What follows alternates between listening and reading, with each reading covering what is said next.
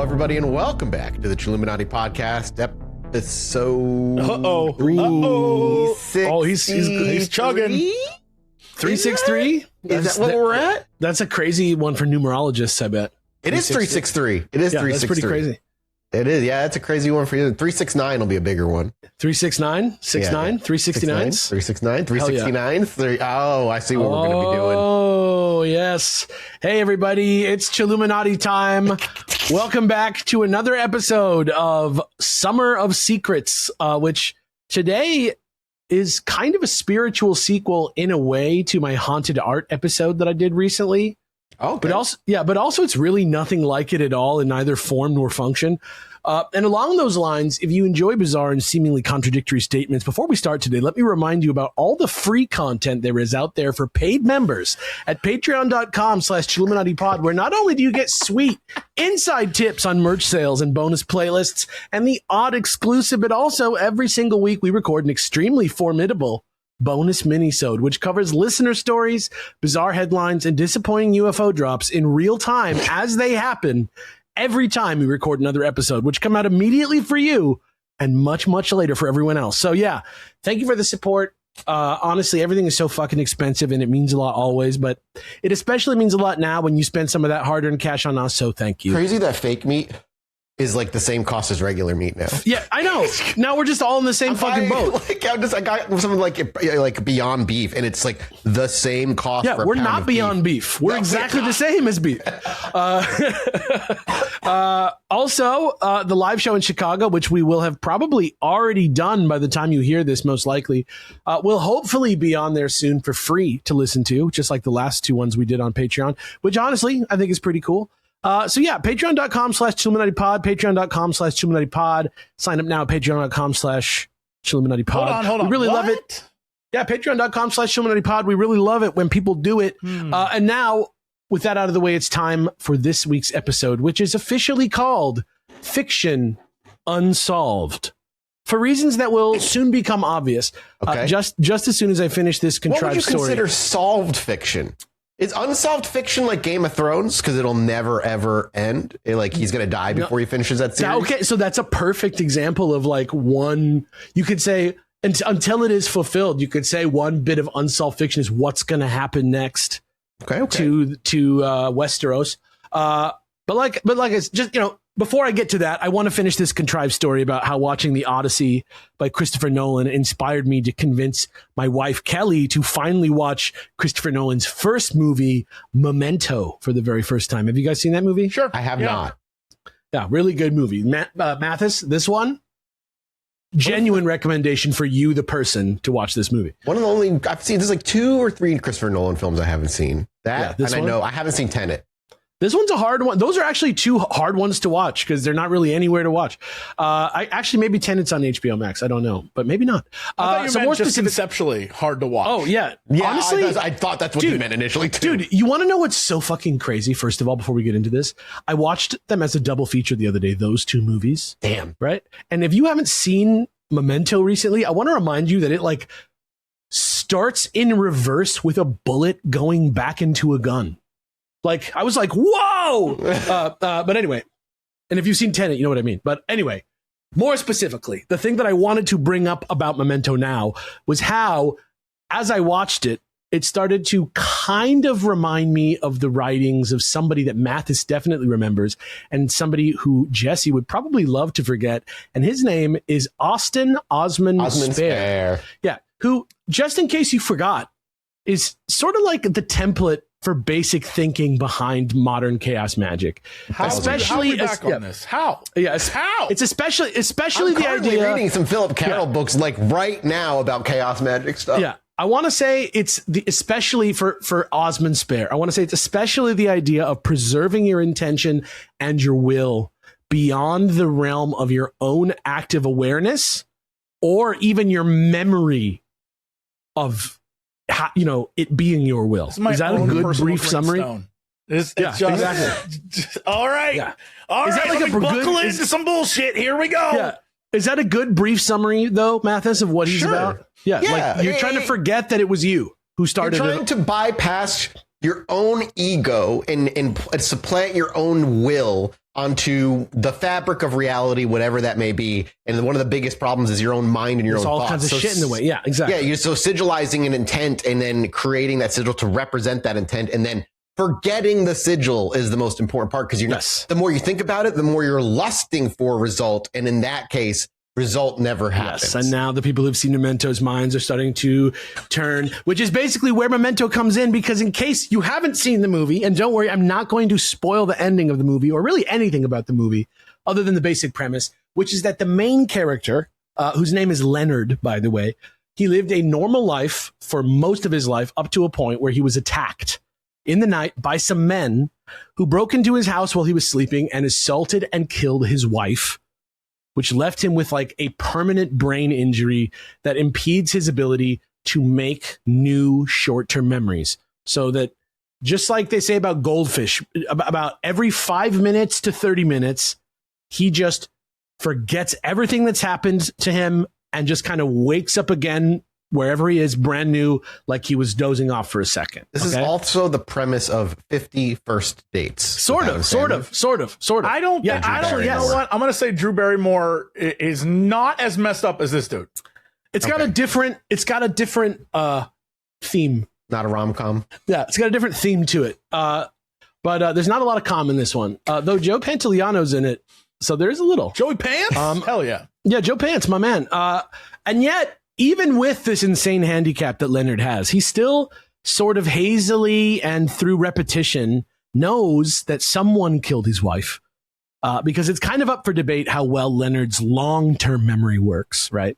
Maybe that's different than your short-term memory. And he still knows he wants revenge. So instead of keeping shit organized in his brain like most people do, because he can't do that, he takes Polaroids of shit and he writes notes to himself and even tattoos stuff that he knows about his wife's murderer on his skin so that he can keep track of the hunt through all his brain resets. And the movie even goes backwards in time, scene by scene, as you watch it, like a little bit further back each time and catching up to itself each time, so that you only ever know as much as as Leonard does. Sorry.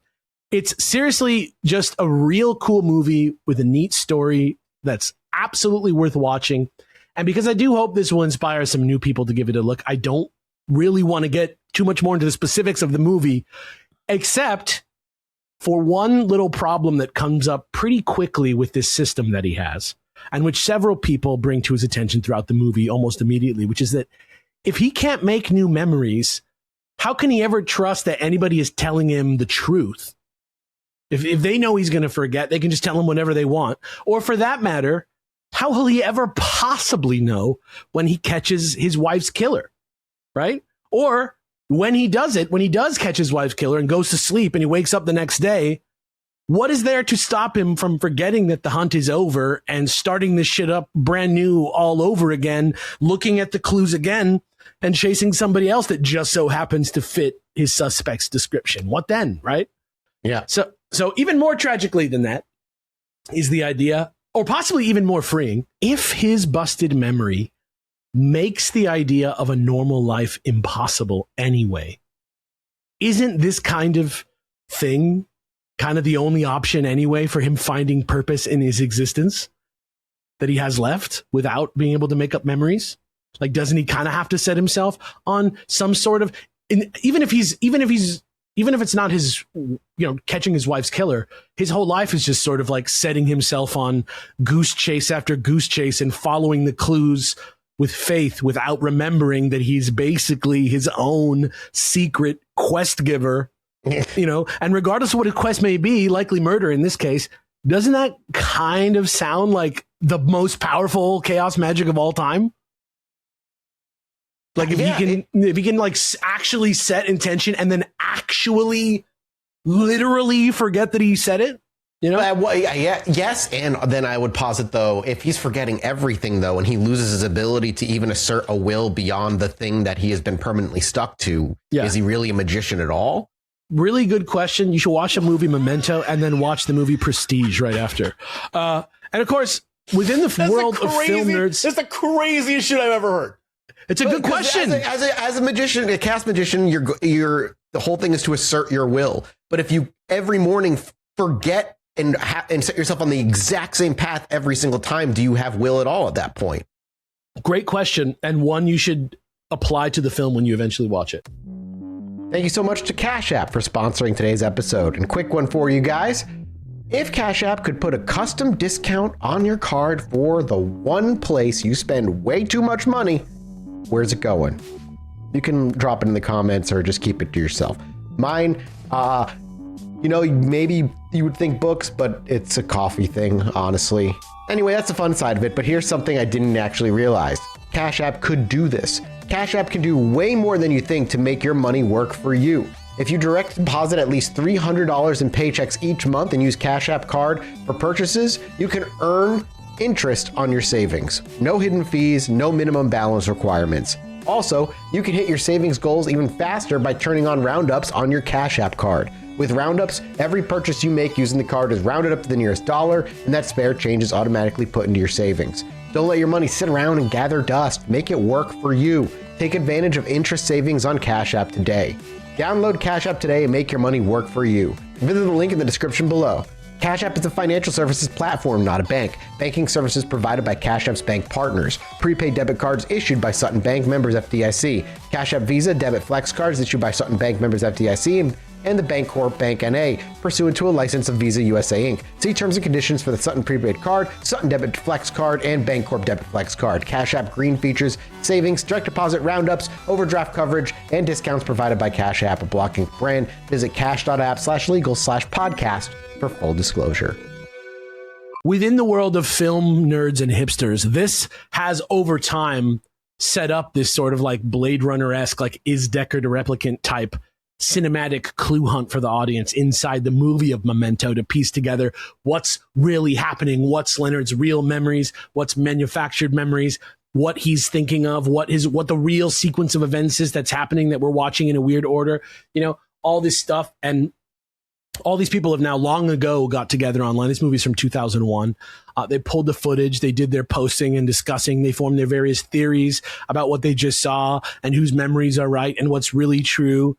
And suddenly, like a million rewatches later, in a 2-hour movie that's 25 years old and never going to get any longer or suddenly contain any more answers, there still somehow lives in Memento, as healthy and as strong as ever, if not stronger, one of the greatest ongoing mysteries, fictional ongoing mysteries in modern film. Okay. And really, I think it's become that because just like Leonard from Memento, the audience themselves also kind of tries to have amnesia about who started the hunt in this way sometimes, especially about fiction, aka made up shit written for humans by other humans for fun, right? Yeah. Because when we forget that the world we're exploring with our brain isn't real, if we allow ourselves to truly like forget that fact and get fully immersed in it, pretty soon, almost miraculously, something inherently limited and finite and far, far simpler than real life, right? Like complex reality, something that's made by one person a lot of the time, can suddenly feel like it has infinite possibilities and endless potential hiding in it, even though it absolutely doesn't, right? And honestly, beyond books and beyond movies and beyond like even internal daydreams, probably there is no better medium in the world to forget about reality with than video games. And if I'm being real, I think it's especially the larger open world video games that simulate entire other realities like Skyrim, Cyberpunk 2077, and Assassin's Creed, stuff like that do it the best. Just because it's like such a total and complete fantasy world, right? With all these like crazy systems, there's dynamic stuff happening around you, It's like a complete sensory overload of fiction, like where you can't even possibly fully experience all the fiction that's coming at you. Like Zelda 1, you're playing Zelda 1, you see everything that's happening in like 50 feet in every direction around you. You memorize the map in an hour. You're like doing all the tricks. You could tell somebody else how to play it one day later, It's not like that in these big games. And perhaps most famously of all, this sort of immersive, living, made-up world was achieved to great infamy in the game Grand Theft Auto 5, which somehow, haven't heard of it. impossibly, yeah, impossibly, even though it still makes like a bajillion dollars a day in 2026 with those shark cards, was actually first released all the way back in 2013 on PlayStation 3 and Xbox 360 when I was 25 years old, and basically doing a baby version of the exact same job I'm doing now. But I won't worry about that part because at the time I also had $0 and all the time in the world. And now I have $1 or even $2 sometimes, and I am always busy. And you can get yourself a nice coffee. It's crazy. Yeah, would you believe GTA Online makes about $35 to $40 million a month still? Fucking nuts. After this, I fucking would. Can I just really quickly also add, hilariously, that the federal government has, actually, it's a lie. The Georgia state government, I think it's very specifically just Georgia, but they are offering people, I believe, in the National Guard there. But I just heard military, but I'm going to assume because it's Georgia. Oh, I did hear about this. Yeah. That you can get 4 days off to play GTA 6 as long as you re-enlist for another 2 to 6 years. It's a bad deal. But that's exactly what I'm saying about alternate. That's what I'm saying about going to alternate realities. If I'm a lifer, I'll be like, yeah. Fuck it. If I'm already going to do it, if you're a lifer. Yeah, if you're a lifer, but if you're not a lifer, listen, it's not you're even about to get out. So far, 20 people have taken him up on it. I'm just saying those guys are probably like, I'm in for life.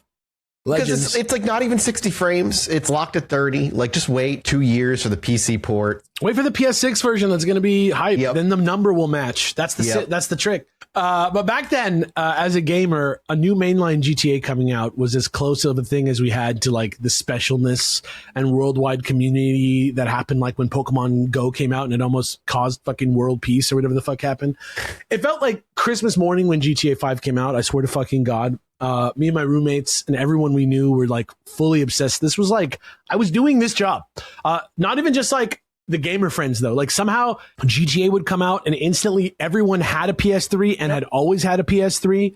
We'd like watch each other play it at parties with 20 or more people and like cheer people on against the cops. I remember one time we even did it outside at Joshua Tree on shrooms. That's crazy. Or maybe I thought that was GTA. I don't know. I don't know. Yeah, you were watching a couple of cactuses and some wind. Yeah. But yeah, I was like, oh, Trevor. Yeah. I was there in 2013 where the first portion of our story begins, playing GTA from the very beginning, having a great time, loving the Tony Soprano Los Angeles thing, Franklin yelling at Lamar, having a good time. And almost immediately, probably within a few hours of turning the fucking thing on, bazinga, here comes the greatest mystery in video games history ever, ever, ever. And best of all, this story is all true. We have a chunky one today for you, Daddy, so buckle up. Disclaimer. This story is a fictionalized version of very real events. Certain names, times, and even events were shifted or fabricated for either dramatic or literary purposes, yes. But rest assured that the spirit of it is true. It definitely could have happened this way, and it basically did. Enjoy part one, Mount Chiliad. So basically, if you've been living under a rock since the late 90s, the Grand Theft Auto games are a sort of like violent, irreverent, satirical series of real-time action role-playing video games about modern society and the shitheads who live in it.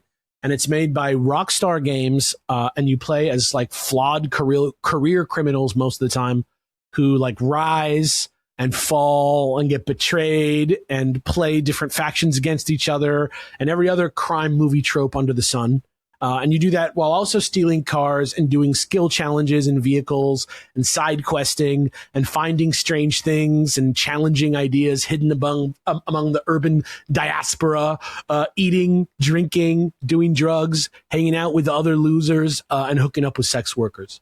Honestly, they're some of the best made, most heartbreaking, and most hilarious video games around.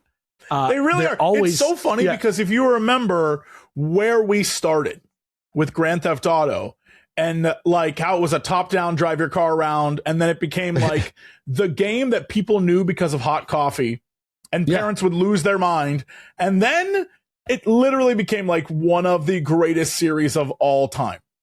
It is a more successful phenomenon than any 20 movies. Yeah. More successful than any 25 movies. They're always so carefully and beautifully written. They're like huge movies. They look incredible. They're fun as shit.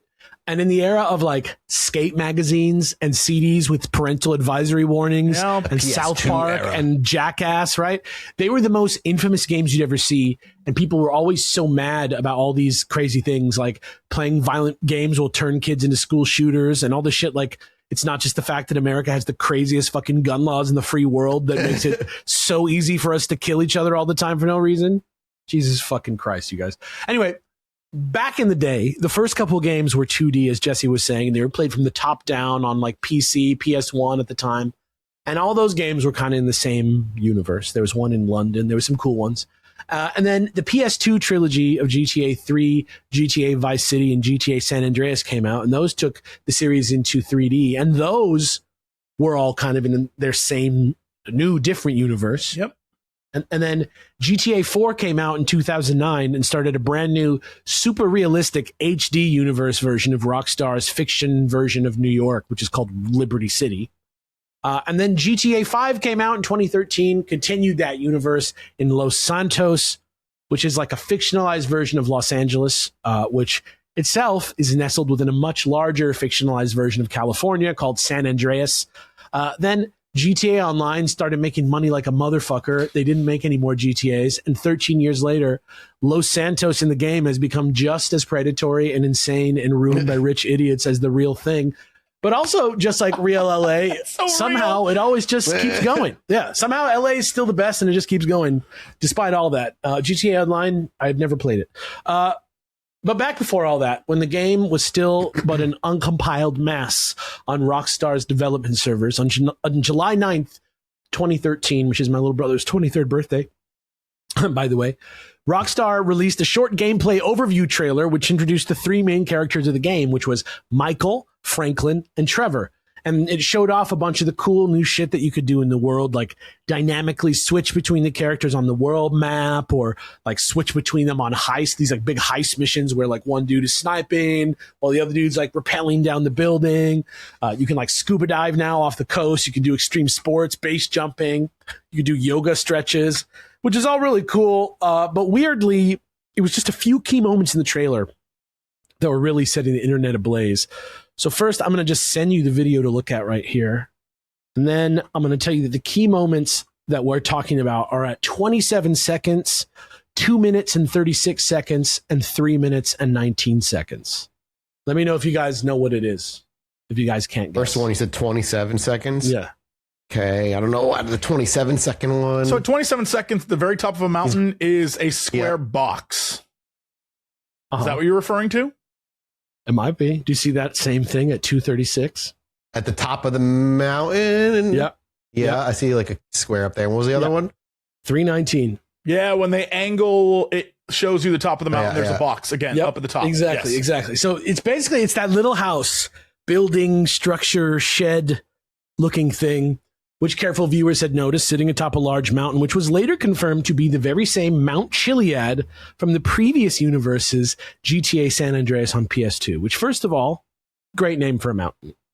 Unequivocally. Mount Chiliad feels like we named it. It definitely is. I mean, if we could just integrate the Chilluminati headquarters into that in some way, I would appreciate that'd be great. it. Yes, exactly. Rockstar, help us out. Mm-hmm. But also the GTA 5 version was like, just way bigger, better realized, way more real, like looks like a real mountain with like how it would be in real LA. And it's accessible from the city. And for a while, that's all anybody knew about it. And because we were so excited about Mount Chiliad that we were frothing at the mouth, what else does the fandom do but turn the whole thing into a meme, which I have happily discovered, immortalized here on the Daily Dot from all the way back in 2013. God save us. But here you go. Have a look at the Daily Dot, some What's in the Shed memes. But as you scroll through here and kind of tell the people what to see, and actually just go ahead and let them know what you see. So this is amazing because this is from 2013, which, like Alex said, we're like at the beginning, right? Yeah. So game's not even out. Yeah. And they're saying that on Reddit, the site's biggest gaming community, 3.3 million subscribers, have been really interested in the shed. And it calls out the timestamps that Alex called out. And it also calls out like, oh, is that an aerial tramway? Or is that a safe house? Is it a place that you could go to? Yeah. And so Oh my God. At one point they're talking about perspective. Yeah. Yeah. Like they really broke this down. It's literally just a box on top of a mountain. And they're doing like point of view, like POV. Yeah, they're like based on the POV, it's a shack facing a totally different direction. It's hard to imagine if you are watching this or not watching this, but if you're watching this, imagine it looks like it's facing this way, but really it's facing this way. Like it's a totally different direction is what they're saying. Yeah, based on it's like literally like watching the Odyssey from the first row. Or when you look at like photos of the moon, right? And you see the moon and you're like, oh, that's a thing on the moon. But it's like, actually, because of shadows, this and this, it's nothing at all. It's actually like a weird ass angle that you don't even know. Yeah. But yeah, if you click the link, listener, in the description yourself and check out this dump of ancient primordial meme content with your own eyes, eventually you may start to wonder, as Jesse and Mathas probably already have, just why people were so obsessed with the shed at the very top of Mount Chiliad. And as best as I understand it, it is because on the PS2 version of Mount Chiliad, as the years went on and more people played that old game over and over, it became quite a common thing in certain circles that every once in a while, someone would convince themselves that they had in fact seen Bigfoot in the game, just like real life. Somewhere out in the woods. Yeah, exactly. And what was so great about that, like Mathas said, is that if in the videos you get, nobody who's filming any of it really expects to be seeing a Bigfoot. They're doing something else, and Bigfoot surprises them in a way where the final footage really does come across in a similar way to like real Bigfoot footage. So I tried to get a couple examples of this if you want to see. I'm just going to drop them all in. This first one is from a YouTuber called YouLowNoob, who came across some Bigfoot footage during a paranormal investigation he was conducting inside of San Andreas, the game. Oh, okay, this is another one where it's a guy, this is archival reposting of an unnamed YouTuber from 2013 who comes across a possible Bigfoot while flying around the mountain on a jetpack. And this is all in the show notes if you want to look for it. The funniest part is the one that's the first video sighting of Bigfoot GTA San Andreas. It looks like the same quality as the original Bigfoot video. Yeah. Yes. It's so shit funny. because you're doing the analog to HD thing. It's like all shit. Yeah. It's probably analog capture because it's 2013. And then, this last one is from a small YouTuber I found, Tyler Cole Davis, who just kind of goes over a couple types of Bigfoot hoax videos that you see out there, like the different mods and stuff that people use, and a few that he can't prove are mods also. So there's just a lot of examples, and it's just really funny because it really does look like fucking real Bigfoot footage. I'm so glad this video from 16 years ago has the watermark created with non-activated version of AES for you. Yay! Hell yeah. That means it's real. That's how you know it's not real shit, dude. Yeah.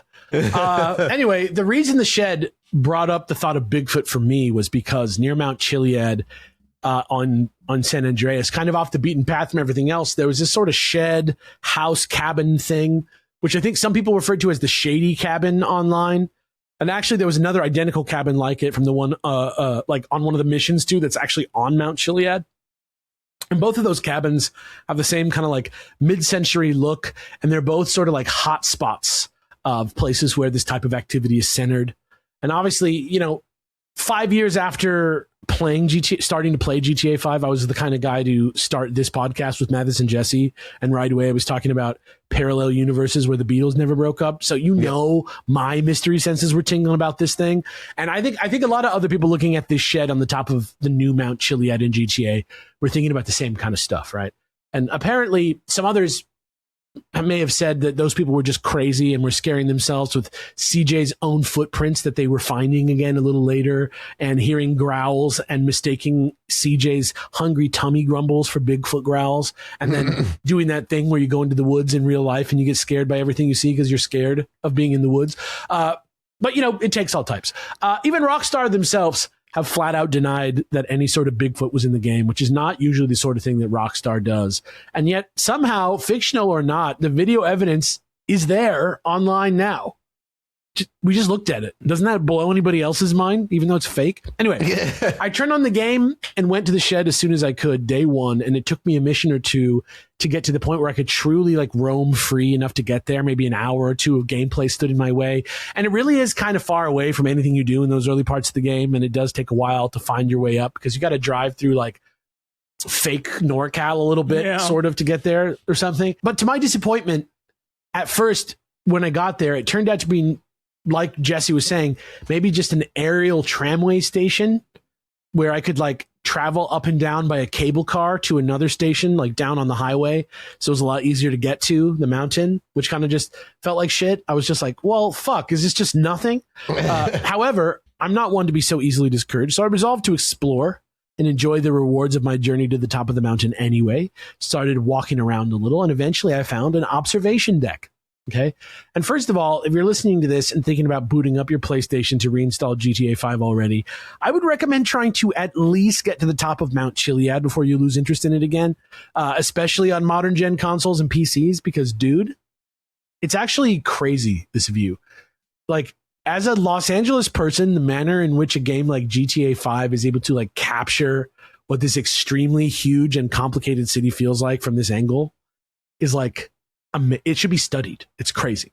However, the real reason I'm telling you not to miss it is because of what it says on the back, scratched into the wood like kids used to do on tables at school. It's just a simple little message, but it implies a lot because it says, come back when your story is complete. And here is a little picture of what it looked like that I got for you guys, so you can see what I mean when I say it's a secret message on the back of an observation platform. Yep. I saw this. Clear. Yeah, I saw this, and it let me know that as crazy as I already felt investigating something so strange, the devs were right there with me, egging me on with a wink, telling me this is something. And of course, even then, I knew exactly what they were trying to say. They said, go away for now. GTA is a big game with lots of stuff to do, and that's the whole fucking point of it anyway. So go and do literally all of that stuff, and when you come back, there will be something special here for you. So and to be clear, the reason this is huge, and anyone with a little bit of brain power will be like, question, why would the developers choose in a trailer for a game to show the same location 3 times? Yeah, exactly. Everybody's like, and so following their directions, I turned to leave. But then as I walked away, I tilted the camera down and around a bit, and I noticed something that I didn't expect. And whatever it was, it looked like it was painted onto the ground with red spray paint, hidden where nobody would really think to look on a casual playthrough. And here is a picture of what I'm talking about for you guys to look at in the show notes if you want, but these guys will kind of describe it for you now anyway. So here it is. What would you say that is? It looks like the Mandalorian symbol. Yeah, exactly. To me, at the time, I thought it looked like a giant eyeball, kind of sideways, if you can see it. Yeah. There was a trailhead and a base jumping spot nearby that was called Old Man's Crack. And at first, I think you're doing this. You'll be able to see it much more clearly in a second. But there was a trailhead and base jumping spot nearby called Old Man's Crack. And at first, I thought this was just a joke telling me to look up my own ass for more shit to do once I did everything else in the game. But it got me into kind of like a mysterious and exciting mood, and the world around me in the game was starting to feel really interesting and like filled with like secrets and information and stuff. Sure. And so when I walked into the tram station and I saw what was painted on the wall there, the secret puzzle ARG lover person within me almost died. So here it is. Here's the mural, and you tell the people what you see. Okay. It looks like I'm assuming maybe Mount Chiliad, because it's like a mountain, and at the very top there's a square cube that's above it. Basically, imagine the symbol Alex showed us earlier that we could barely see was in fact an eye-looking thing, a red, very similar, and then this image is of a box on the top of a mountain, but from the side profile, and then a secret, what appears to be underground facility. Yeah, exactly. Like through the box, maybe it leads to an underground. And, at the very and that bottom underground of that, facility has an egg, a UFO, some sort of devil-looking thing. The jetpack man. Yeah, weird little shits down there, like a lot of secret rooms. Imagine when you look at like the side profile of a pyramid. Yeah, it's absolutely crazy. It's Mount Chiliad, roughly drawn in 2D. The way it's set up, it kind of looks like a side view of the mountain, possibly several of the trails that run along the mountain surface, kind of like a cross between circuits and tree branches, kind of right angles. Most of the trails end in there's 5 endpoints that are marked with small boxes that each have a red X inside. And near the bottom, some of the trails lead to, or maybe start at the 3 larger boxes that they're talking about, which are all in a row across the bottom, which, like they said, the first one has a sort of simple UFO in it, which might be the same thing that's at the top of the image. The middle one has like a hatching egg in the middle, and the one on the right has like a jetpack man. It's like a man, like a stick figure man with a jetpack. And key, the one with the UFO on the left and the one with the jetpack man on the right are connected by a line underneath, but the one in the middle is not connected to them. The egg is alone and goes straight up only. Also, all around the outside of the mountain is a field of jagged, childlike thunderbolts, like cartoonish ones, like the one on Captain Marvel's chest, like Shazam, Captain Marvel. And most excitingly, right at the top was another drawing of the quote-unquote eye that I saw painted under the observation deck, and which I now felt probably looked a little bit more like a UFO with little lines drawn emanating from it like it's glowing, right? Actually, for this one, if you can, you might want to peep the show notes. Just now that I'm hearing myself talk about it this much, just have a look at the picture. Imagine an eye, like a child's drawing of an eye with a line through it. Yeah, exactly. It has like almost like it's floating like a in horizontal water or line. Yeah. I'm just listening to myself. Sounds crazy what I'm saying, but honestly, the picture. Yeah, when you look at it, it's very obvious. Yeah. Mm-hmm. Anyway, I thought I knew a treasure map when I saw one. There it was. So now we are off to the races, baby. At first, I thought it was actually a drawing of something that was down inside the mountain, like you were saying, like a network of tunnels or something like that. And so I started looking. I started looking around on the mountain for like holes and like hatches and shit, which feels exactly like something that you would find in the middle of the fucking brush hills somewhere in real LA, like just some dirty ass drain or some shit in the middle of a field. That's so LA. Just some random pipe you get in and you pop out in Burbank or some shit. But I wasn't finding anything like that. So eventually I gave up on it. And slowly, instead of walking away again, I slowed down, and somehow, I swear to God, I simultaneously smoked weed in my room and pondered the mysterious mysteries of Mount Chiliad at Old Man's Crack at the same time somehow. But slowly but surely, things started to emerge. And I began to wonder what direction I was supposed to be looking at the mountain from in the mural. I was looking at the thing and I'm like, okay, so this is from a direction, right? So I headed out into the desert with my fake weird wooden station wagon with the vintage white top. I cranked up Rebel radio because I like the country music. And I drove around and got out and looked around at Mount Chiliad and drove around and got out and looked at Mount Chiliad and just did that over and over until finally that motherfucker sort of lined up. And that's when I started thinking that maybe the lines on the murals were trails, like I was saying, and the X's were like X marks the spot at different points on the mountain from this angle. Right? Yeah, that's what you're saying. And so I started checking it out on foot and by helicopter and by blimp and shit and flying around and trying to see if I could find anything in the X's. And sure enough, I think I was pretty much right. So now, obviously, at the time, I was just stoned playing PS3 in my room at my desk. So I wasn't equipped to document my findings. But here's some pictures that other people took later of what I found at these spots. With the mural there as a nice visual aid so you can explain what you're seeing to the people. It's kind of interesting. I think I just posted that twice. Maybe not. Okay. I think I did. So on the mountain at different points ignoring the best way to describe it is if you imagine a pyramid, right? The very, very top of the pyramid would be the box, which is the shack. And above that is the eye, right? And then as you go down the pyramid of this mountain, at the very, very bottom, the base is the UFO and the jetpack thing and the dinosaur egg. But along the way are 5 X's. And those 5 X's are what Alex is showing us in this image, which are, one is like the eye with the line through it and a cloud. All of them feature the eye with the line. Yes. Yeah. But one is like a moon. One is like a guy climbing, I guess, maybe. And then there are 2 that just appear to be the eye by themselves. Yeah. What is popularly appears to be is an eye above like a rain cloud. You can see a little rain coming out of the cloud. There's an eye over like a moon. And then there's an eye over like basically a small drawing of what I believe to be Mount Chiliad again, just like a trail leading up to the top of a triangle. And you'll see why I think that in a minute. But those are the 5 symbols. They are really there. You can go look at them, and they are there on the mountain, and I did see them, and it was crazy. I felt fucking amazing doing this shit, by the way. And now Indiana Jones style. Yeah, like this was like one of the greatest things I ever did.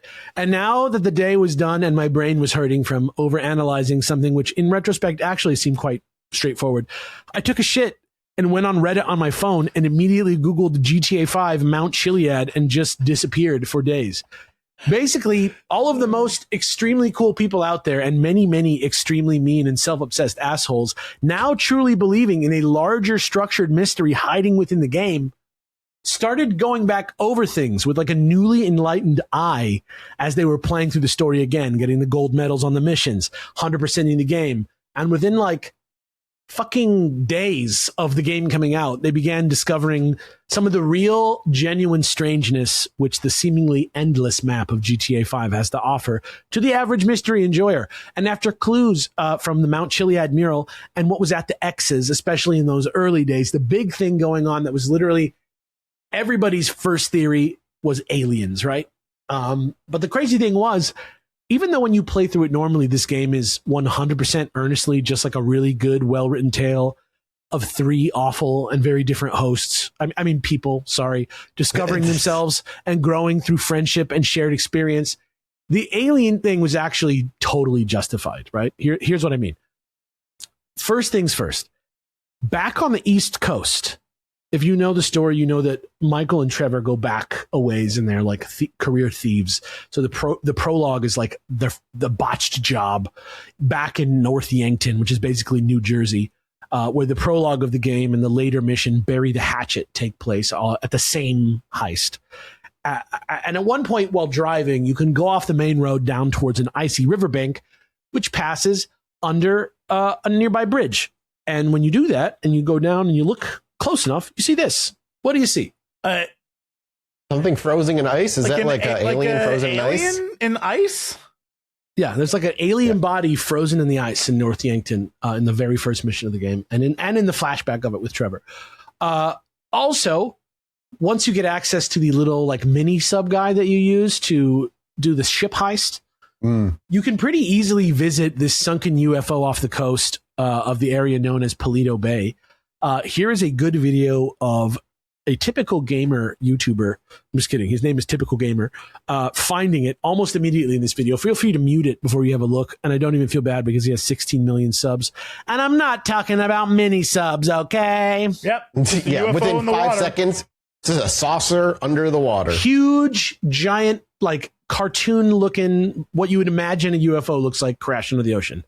Also, directly across the desert from Mount Chiliad, which is kind of like a Joshua Tree, sort of Salton Sea sort of vibe of a desert. Directly across from Mount Chiliad, almost to the point that it makes like a tiny mirror image of it, is the Beam Me Up art installation, which isn't really much more than some kind of hippie camp with regard to what it is for the game world. But just look at a few pictures of it here and tell the people what you see. I'm going to just start dropping them in the chat for you here. Just start throwing them down. You can see. Yeah, it's just like on the ground painted, like a little park area. It has some gray alien heads. It's like a saucer shaped. It's like a little saucer car. What is that? Yeah, there's like somebody put a saucer on a truck. Yeah, truck. It's like, you know, like some people have like broken down cars and they like cover them in paint and shit and put them by the side of the road and do whatever. It's basically covered in UFO imagery, complete with UFOs and alien heads, and even the code, the numerical code you can see in that last one, in that last link very clearly. It's the code from the WoW signal. Which is on the hillside, which is a very famous like alien piece of lore in real life. We talked about it on the show. Yeah. Also, there's suggestive alien graffiti everywhere. Aliens kind of looking like they're butt fucking each other, and a strange like non-repeating alien symbol pattern that could be moon phases, maybe, or some sort of language. You guys see that? Loves alien secrets in all their games. Really every one of them. There's always an alien secret. Do you see the like little language, right? Yeah, the little circles and lines with circles and stuff. Yeah. Also, that tree there kind of looks like the branching paths on the Mount Chiliad mural, and there may be a scale model of the like a 3D model of the actual 5 boxes also on this site. in the museum portion, if you've ever been to the real one. But probably most important of all, it also contains 2 of the glyphs that I also found on Mount Chiliad in the boxes, which you can see here and here, which is kind of interesting, right? Because it's sort of like a tiny analog of the big mountain, if you want to think about it that way. Oh, sure. Yep. Yeah. The eye, the moon. Or you got the... It is connected in that's the location. If you go to the bigger map, it really is. No, it literally is that. Yeah, exactly. And also, this place is based off a crazy real life art installation in the deserts of Southern California called Salvation Mountain, which is less alien-y and more Jesus-y, but it's equally weird. And my wife and I went there with some friends somewhat recently, in case you want to look at some pictures and see just how uncanny it is. Here's a link to my Instagram that you'll see in the show notes. It is fucking surreal, this place. Like, this does not look like a real place. Look at that shit. Yeah, love is universal. The Holy Bible kind of looks like the alien looks like place in the game, looks like you're walking in a cartoon. It is weird. It's fucking weird. Like, the dude made it by putting bales of hay and then just pouring layers and layers of paint over it. Isn't that crazy? It's also probably worth mentioning that nearby, along a dirt road leading to the U-Tool store in Grand Sonora Desert, there is a concrete structure that is painted similarly to Beam Me Up, and which includes a red arrow on top that points to Beam Me Up. So I'll give you a photo of that here really quick so you can see what I'm talking about. It's like a little mini version that's like, you want some more of this alien shit? Go over there. Yep. But also at the base of that concrete structure. At the base of that concrete structure, scratched into the sand, is the 3rd glyph from Mount Chiliad, surrounded by a couple extra little letters and stuff. Let the people know what I'm saying here. This is what I'm talking. This is why I think that other one is Mount Chiliad. You see this? Yes. This is that glyph much better, but this is straight ripped from the game, this texture, so you can see it. Letters like O-E-A-U-J-S. Yeah, that's the WoW. That's the WoW signal again. Yeah, not sure what the strange like bar graph shape is on the left. Don't know what that is. There's like a weird sort of like jagged symbol on the left that means nothing almost like a rune. Yeah, it looks literally like the stocks going up on a graph. But right now, what do you guys think those various glyphs mean? Like, do you guys already know what they mean, or what do you guys think those glyphs mean? I mean, we keep seeing the moon over and over again. The moon and the rain cloud and the thing on the mountain. I would imagine it's time of day weather in game. Yeah. Yeah, if you're looking for a secret nighttime weather, what the 3rd one was what? It's like on top of the mountain, at the top. Maybe of the it's trying to like telling you where to be. Like at a certain time. So you're saying like go at night, go when it's raining, go to the top of the mountain. Yeah. That's probably the most logical. Interesting. Go on. Well, just think like video game wise, what else could you really interact with in a game other than it needs to make sense in terms of what you're able to do. Right. Exactly. Oh, and before we move on, one last thing that's pretty crazy about this place. Speaking of red arrows, if you go back to look at the wide shot of Beam Me Up, the first one that I sent you, can you see that red arrow that's like pointing to the staircase right in the front? It's like pretty big cartoonish red arrow. Do you see that? What is this? If you look at the big picture of Beam Me Up, it's like the very first one that I said. Yeah. Kind of like a big snake and arrow there. So if you, and you know how I said it's like a mirror of Mount Chiliad, this place? So if you mirror the entire place on itself right there at that red arrow, this happens. Huh. What do you think? If you mirror it on itself, it just makes an alien face. Does it look legit? Do you think that's real? Weird. Do you think that's pareidolia, or do you think that's real? If that's pareidolia, that is pretty coincidental. Exceptionally coincidental to be pareidolia. You're doing stuff intentionally when you're game deving. Mm-hmm. Yeah. So there's clearly something. Yeah, you are, but then you know what I mean? You got to forget. But yeah, anyway, that's Beam Me Up. But alien glyph stuff isn't quite over yet, because next we're going to talk about the altruists camp for a minute. Just to give you a kind of idea of who the altruists are and why they need a camp. Here's a quote from their manifesto for Jesse to read, which was translated from the original in Morse code on their website. Ready? Oh boy. One cannot complain about the decay of traditional values, yet embrace technology. A man, as an individual working with an autonomous group of individuals, all of whom are naked in spirit and in the cloth, remains healthy to himself and others. Sub-40s only exist as subsistence to the altruistic man and gains life from consuming them. Ban clothes, ban lies, ban youth, ban deceit. Eat of the flesh, drink of the blood, because we know altruism, the greatest good for all the greatest generation. We shall boom again. Yeah, so you get who the altruists are. But nothing here directly connects them to UFO and aliens, and admittedly, they seem more sun-related and eye-related specifically, not to mention whoever the quote-unquote he is in this quote. But these strange glyphs that are seen all over their camp, and they look too similar to the ones from Mount Chiliad and the hippie camp to not be related in some way. And I think that what you're talking about with the weather might be exactly what that is. But I'm going to drop a couple of these here around so you can see them. Just because there's some seriously interesting stuff here. Right? It's similar. It looks like it's by the same artist or something, if you know what I mean. It's like a sun over the ocean on that first one? Yeah. It's like you can see them much more clearly in the later images. They're like textures. You can see them. But he is risen, see the eye, praise him, we are his children, embrace like the light, who's him? God. I don't know. What are they talking about? The sun, the god, whatever. I don't know. And this is ripped stuff from the game? Like, is it in the game? Yeah, if you look in the first couple images, they're like in the caves and on the walls of the of the place. But these are just the glyphs themselves taken from the files, so you can see them clearly. Some people have reported seeing some type of eye weather phenomenon in the sky here with the correct weather. But I'm not convinced it isn't just some graphical anomaly based on the accounts. And there isn't a killer video of this phenomenon that has actually been filmed at the altruist camp.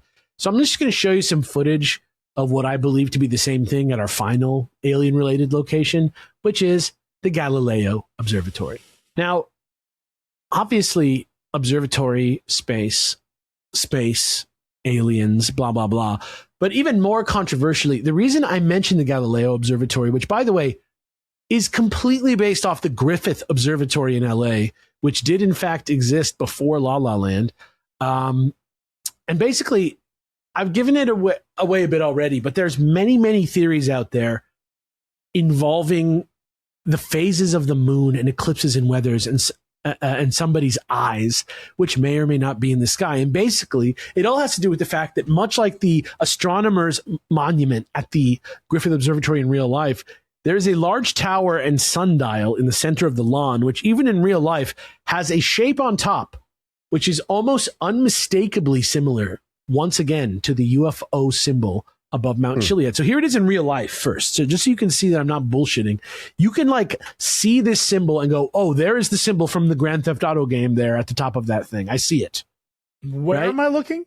Yeah, that where little, so you see the astronomer's monument? In the middle, there's a monument at the very top. Yeah. Okay, sure. So that's on the real Griffith Observatory. I feel like that's more of like an optical thing from our angle.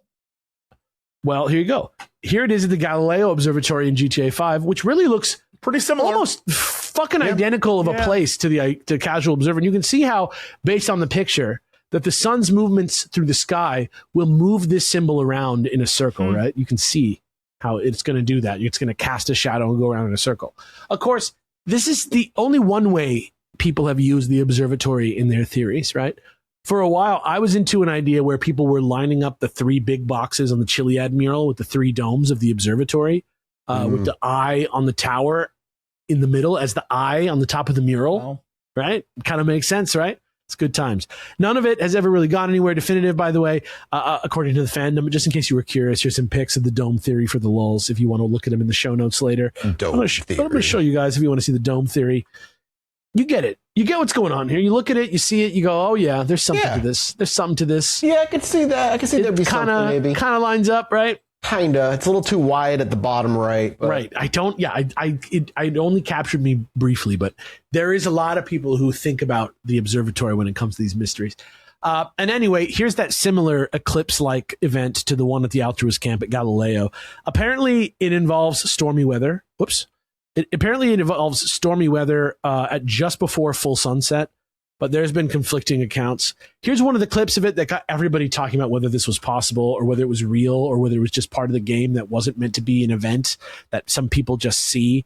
But you can just kind of see, this is like a picture. I think it's Trevor, and he goes up to the observatory, and you can kind of like, he goes and he stands on the top of one of the domes of the observatory, and he looks in the sky, and he can see this like sort of weird, almost like eye vagina, eyeball, sun vagina eye thing open in the sky, and look at him and just sort of open, and then it like goes away, right? It's like around 30 seconds or so. Yeah, I'm watching that. It kind of grows. It rotates a little bit. Looks kind of interesting. Yeah, it kind of rotates, and then it starts closing up. So I don't know if that's like something that's like part of this mystery, or if that's just something that happens in the weather in this game or something like that. But yeah.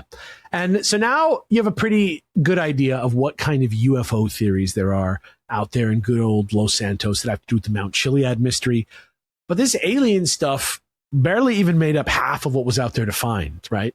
Completely outside of the main story, by the way.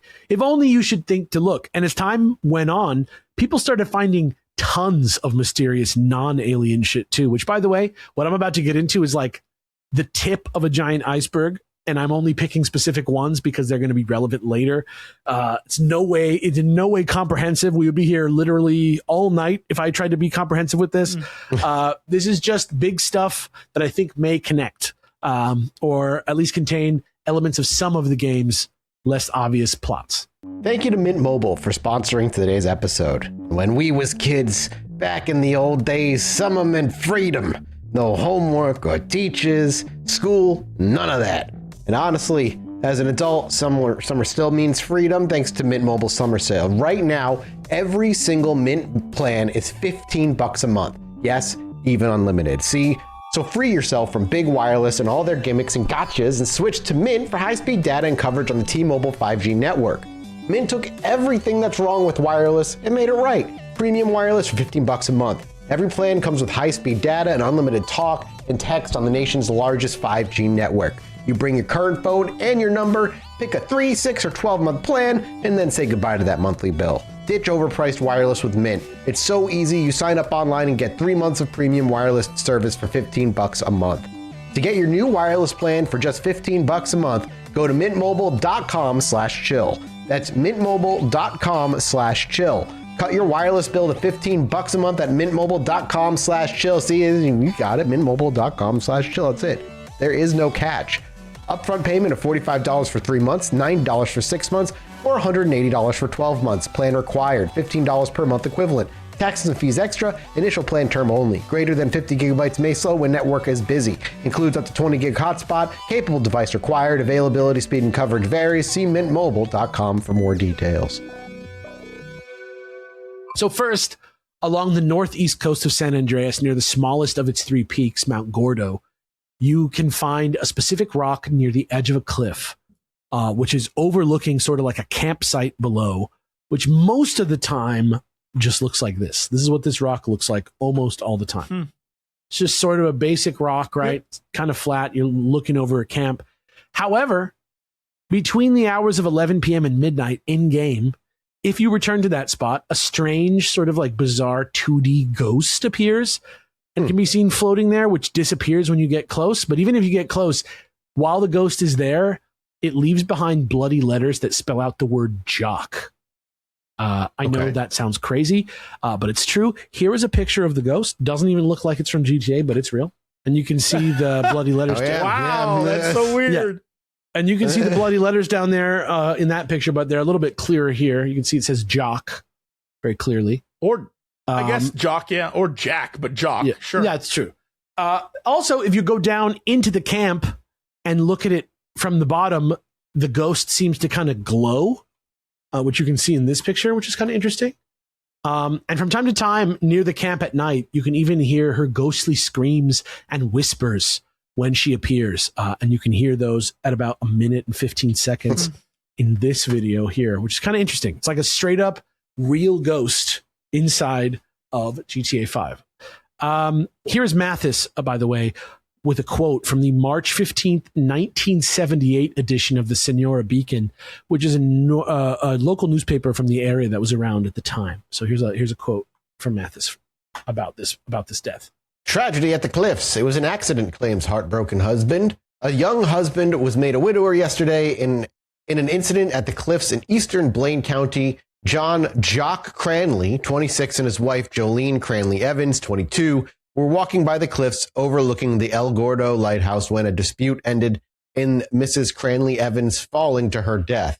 Mr. Cranley and his wife, both of Sandy Shores, had been known to be having troubles in their marriage. Mr. Cranley apparently wanted to leave Blaine County and move down to Los Santos to pursue dreams of becoming a stuntman, while his wife was keen to stay to help look after her ailing parents and run their thriving guest house.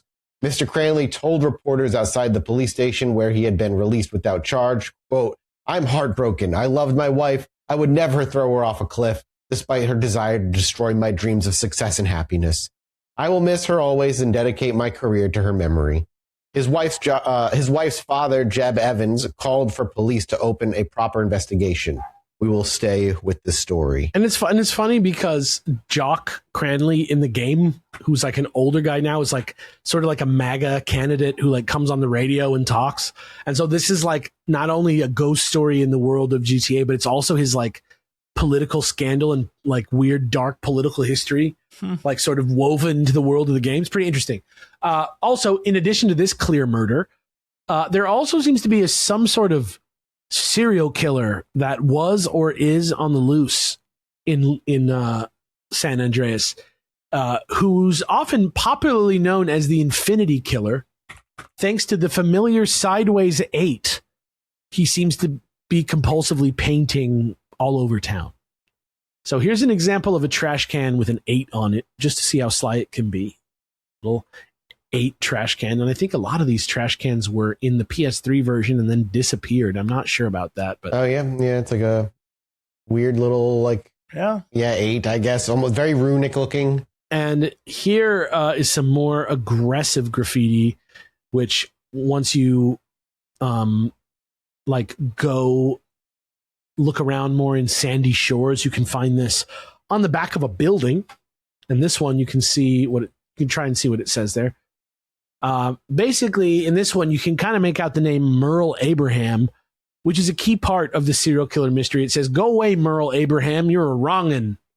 And there's a bunch of 8s everywhere. 2, 3, 4, 5, 6 8s. And if you investigate this building further, you find out that this building was actually Merle Abraham's old burnt-out house, which again is off in Sandy Shores, which is kind of like I said, the weird Salton Sea, like Slab City desert nearby where I went to visit Salvation Mountain in real life. It's kind of low-key scary and artsy at the same time, and there's also like meth labs. And it seemed like, however this house burned down, maybe it was intentional, right? And inside, you find kind of a warning, which looks like this. You can tell everybody what it says. It's kind of interesting. There will be 8. Oh, and then there were 6 before, so maybe there were 6 8s. So there's 2 murders left. Yeah, exactly. Something like that, right?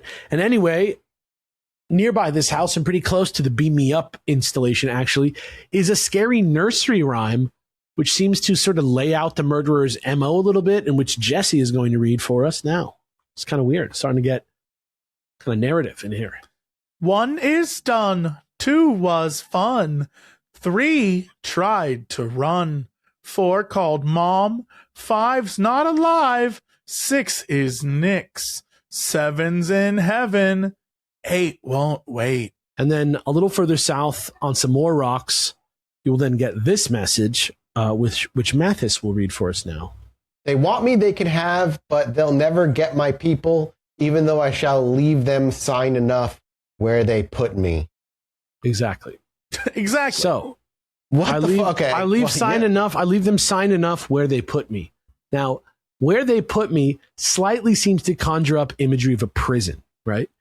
And there is a prison in this game, the Bolingbroke Penitentiary, which is also fairly close by. And if you look around there a bit, sure enough, you get another graffiti, which Jesse will read for us now, on the trail of this serial killer. Where water meets land and fire once spewed forth, There the infinite 8 shall stay until I return. Exactly. So now, if you look in the bottom right corner there of that image, you see a small scribble, which I then realized I had already been seeing all over Merle's house without realizing it, thinking it was just some random scribble. But it turns out the shape actually matches a stretch of shore just north of Mount Chiliad, where the flame meets the sea, or whatever the fuck he said. And if you go there and start diving off the coast fairly close to the crash UFO, eventually you'll find these, and you're going to have to scroll down a little bit on this page to see them. But what you're going to find are 8 women's corpses, all wrapped in plastic and weighted down to rest on the seafloor. Wow. You can see them all in the image gallery.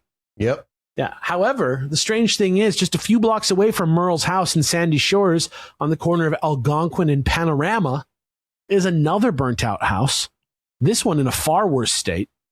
But oddly, this one has a clipping from the 2004 edition of the Sonora Beacon hung up on one of the last support beams standing, which Mathas will read for you now, which kind of confuses things a little bit. Suspected killer Merle Abrams dies in prison. Merle Abrams, the suspected Infinity Killer, passed away last night in a Bolingbroke Penitentiary while awaiting trial for abduction and torture. Abrams, 57, was suspected to be responsible for the Infinity Murders, a series of disappearances that happened 5 years ago. Police believe the 8 victims, who were all single young men killed while jogging, were all murdered by the same person and had circumstantial evidence linking Mr. Abrams to the victims. No bodies were ever found, and Abrams never confessed, although he did admit to a weird obsession with the number 8. Right. Now, clearly, if you use, especially if you use mods or like director mode or whatever, you can see that the victims that you find in the water are women. When this article clearly says there were 8 male joggers, that's weird thing number 1. And weird thing number 2, who wrote "Go Away, Merle Abrams, You're a Wrong'un," and still used all the 8 imagery? Right? Like maybe all those... So my immediate guess is maybe Merle was a copycat killer. Right. Like maybe those bodies down there, which would be way rotted by 2013 when this game takes place, if they were all killed 5 years before 2004 in 1999, maybe these new bodies are the copycat bodies and Merle died, 11 years ago. Who knows? Either way, I am not sure we have the whole story with this one, and I feel kind of like a detective fly that's caught in some much smarter serial killer's web. When I think about it. But anyway, speaking of webs, here's another absolutely insane, and as far as I can tell, fully unsolved puzzler, which I probably wouldn't have even put on this list if a similar mystery hadn't just recently resurfaced in Red Dead Redemption 2. But between 1 a.m. and 2 a.m. in-game, at 2 key places on Mount Chiliad, players can find strange-looking spider webs, which seem to contain more than we as a community have figured out so far. The first one is attached to a steel beam under a platform at the Mount Chiliad cable car station. That spider web looks like this and is made from like cable in the game that is like in a shape so that it's hard to find it in the game files. Okay, if you know what I'm saying. Sure. Yeah. So that's the first one. The second one is under a wooden bridge near the highway north of the peak, practically on the border of Mount Gordo and Mount Chiliad regions. And it looks like this, with what I might call a conspicuous like Black Widow or like keyhole design, if you can see that. This is the other spider web. This one looks very much like something in a specific shape. Yeah. Most people think these probably line up with specific areas on the map, like from above. But people have also found a similar spiderweb design in the doors of Galileo Observatory. But I think the design of the spiderweb design there is pretty much identical to the real Griffith Observatory doors. So who knows? I will let you guys be the judge on that. Have a look at this. This is the in-game doors, I think, where you can see the symbols. You can see the spiderweb symbols on the middle doors, right? Oh, yeah, the top of them. Yeah. And then here's the real life version of the doors, which is why I don't give too much credence to this. They look almost fucking exactly the same. Oh, it's the same symbol. Yeah. So I feel like they just took that straight out of there, and maybe that doesn't have anything to do with anything. Anyway, the last really crazy thing I'm going to bring up comes into the equation now, because while it may be directly related to the Mount Chiliad mystery. It's also sort of an origin point for another sort of gameplay based theory. So let's get into it all at once, and things will slowly become clear as we go. Firstly, look at the Chiliad mural again, but this time focus specifically on that big hatching egg in the box center down at the bottom. I'll give you the link again there. Okay, so you got the Chiliad mural up, and you're looking at the egg. Okay, now have a look at this giant mural from the game, which you can find near Mission Row in downtown Los Santos. Okay, see that? I mean, yes. Yeah, it looks kind of like a cracked egg from a certain point of view, right? So now, it's not really an egg. It's really like arms sort of like reaching up like this, sort of like making an egg in the middle, and there's like energy coming up through the middle. But to me, it's suggestive enough of an egg that people are connecting it to this. And now let's have Jesse read the message around the outside, which I have collated a little bit here so you can read it more clearly. For when the great scorer comes to write against your name, he marks not that you won, but how you played the game. Right.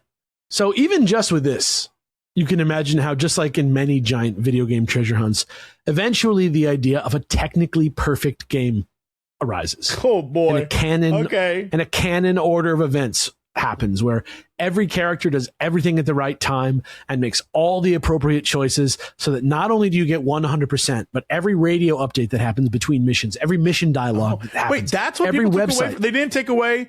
Yeah, it's crazy. Like, pay attention to traffic laws. Don't get caught up in, like, they didn't take, because to me it seems one of those like God things where it's, it isn't if you won or lost, but it's if you were a good person along the way.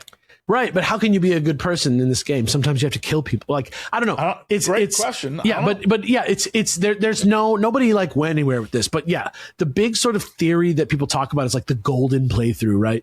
Where you don't only get 100%, but like I say, every radio update, every mission dialogue that happens, every website, every social media update that happens in the game, it all makes sense with the course that you do. Right. That's the thing that people are saying. They try to figure out the whole complex interweaving of it in a perfect pattern, like the sacred timeline. Nobody has achieved this. But also the pattern in the background of the mural does kind of look like the branching patterns on the Mount Chiliad mural, right? Like, if you don't know what I'm talking about, like, look at this GIF. Look at this GIF right here that people made. Yeah, you can see it's like very sort of like there's something else going on there in the back that you can see. And also around the disc in the middle, that the energy or the cracks of the egg or whatever. I'm trying to figure it out. I think I figured out what it says. It says something like, it says, if you can't stand the fire, stay out of the kitchen. With men, all are possible. With women, all things are impossible. Which I don't know how that means anything in with like with GTA 5 in particular, but if you I don't know exactly what it means. If you can't stand the heat, stay out of the kitchen. Yeah, I don't know. It's something like that, but it's purposefully obscured. Yeah. Like, you can't actually see what it says. Also putting some righteous suspicion on this mural is the classic treasure hunt book Masquerade, which, when solved, if you know this book, eventually led players to a real-life buried treasure in the form of a small gold rabbit. Yeah. Yes. Yeah. All the rich kids had this book because they could afford to go out and just buy books for the sake of finding goofy stuff in it. Yeah, so here's a page from it so you can see what I mean, how this calls to mind Masquerade, if you can imagine how they look similar. They both kind of have this same sort of like word frame around it and some more intricate things. And they all of the drawings in Masquerade kind of have this same sort of setup, right? Yep. As you can see, calendar imagery, similar message around the border. But in this book, the solve for Masquerade involved following the gaze of the character's left eyes and left hands to point at specific letters around the outside, right? Which doesn't quite work here. And also, this mural is clearly based on one from LA, which isn't around anymore, but which used to be on Broadway downtown, which looked like this. So maybe the Masquerade thing is just a coincidence, but I don't think so, because the original doesn't have the border. But have a look. You can clearly see that this mural that used to be here down on Broadway sure. is clearly the same. It's coming from the same place. Yeah. But then again, maybe it's not. And maybe someday when you're investigating this yourself, at this point, you'll start drawing lines between everything. And suddenly back in front of the observatory watching fake days fast much faster than real ones as you think about suns and moons and days of the week and eclipses and giant eyeballs in the sky. And maybe like you, maybe like me, you decide to go for a swim and find one last thing I forgot to mention, except earlier when I said I was looking for one, a mysterious hatch leading to nowhere, right? Obviously, I didn't expect to find one where I did at the bottom of the sea. And as a huge fan of Lost, when I got close and it started making Morse code noises, I absolutely lost my shit. Here is a picture of the hatch that I found under the ocean. Except once I went online to see if anybody translated the Morse code, I immediately found my shit and started laughing like the Joker because actually it translates to this, which I'll have Mathas read for us now, which some of you may already recognize.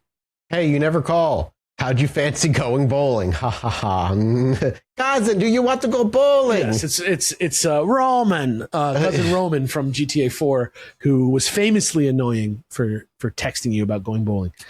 So anyway, this was the main stuff people were freaking out about for the first few months or so. And like I said, there's much more, but I only got one episode to get it all in. So now let's talk about what happened when Rockstar started updating the game.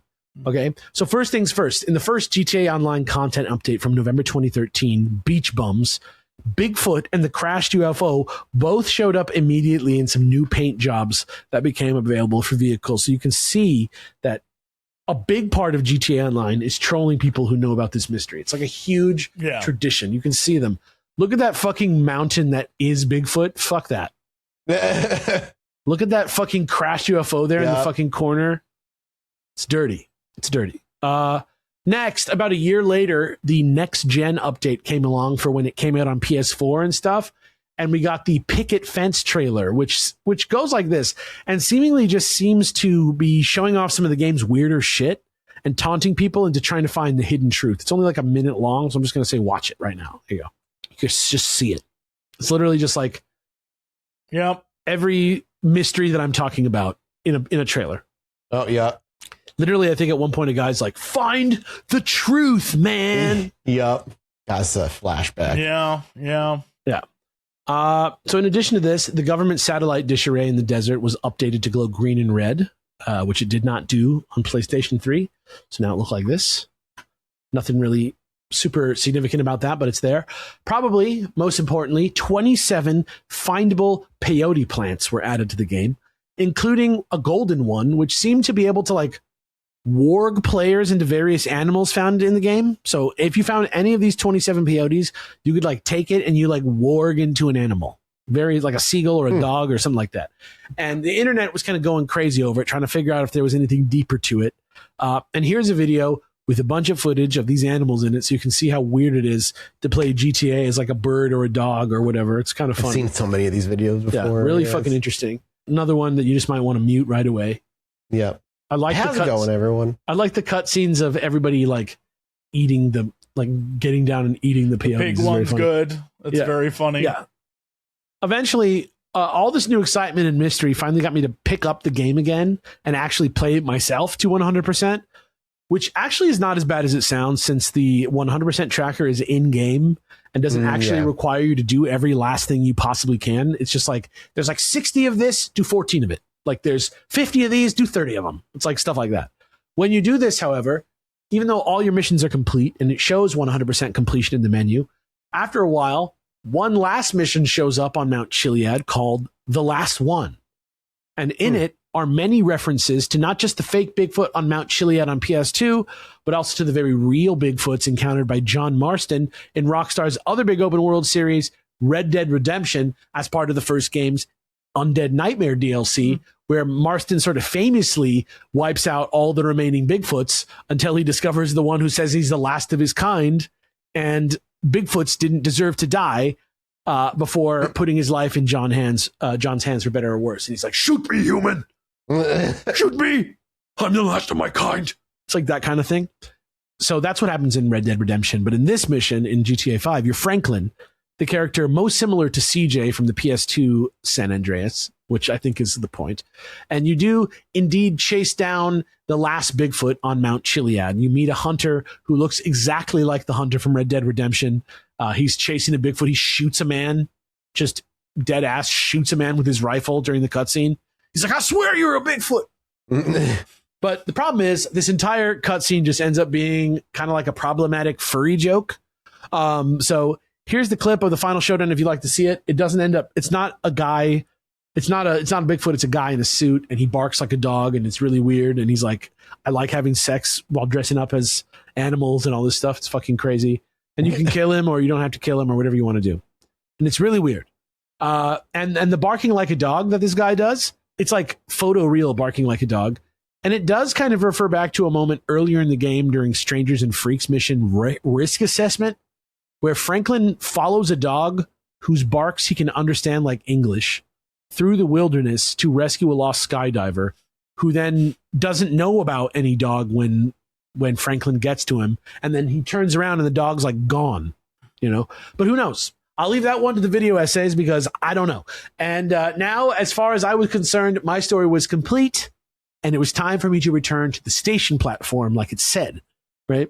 So, of course, there was nothing there when I arrived, but following the instructions faster players had now left for me on the internet, I returned back to the glyphs I had found and saw that the one with the moon meant come at night, like you guys said.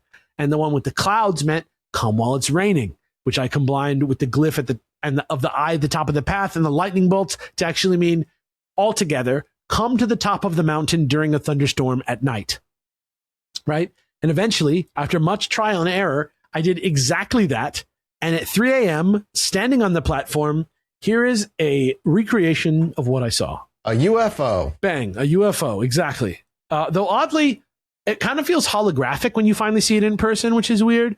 And if you wait there and look at it until morning and it's daylight, even more strangely, it seems to have the letters FIB rotating around on the top, which is like that the FBI it's like the inside in-game, the game? yeah, it's like the in-game version of the FBI, which is really weird.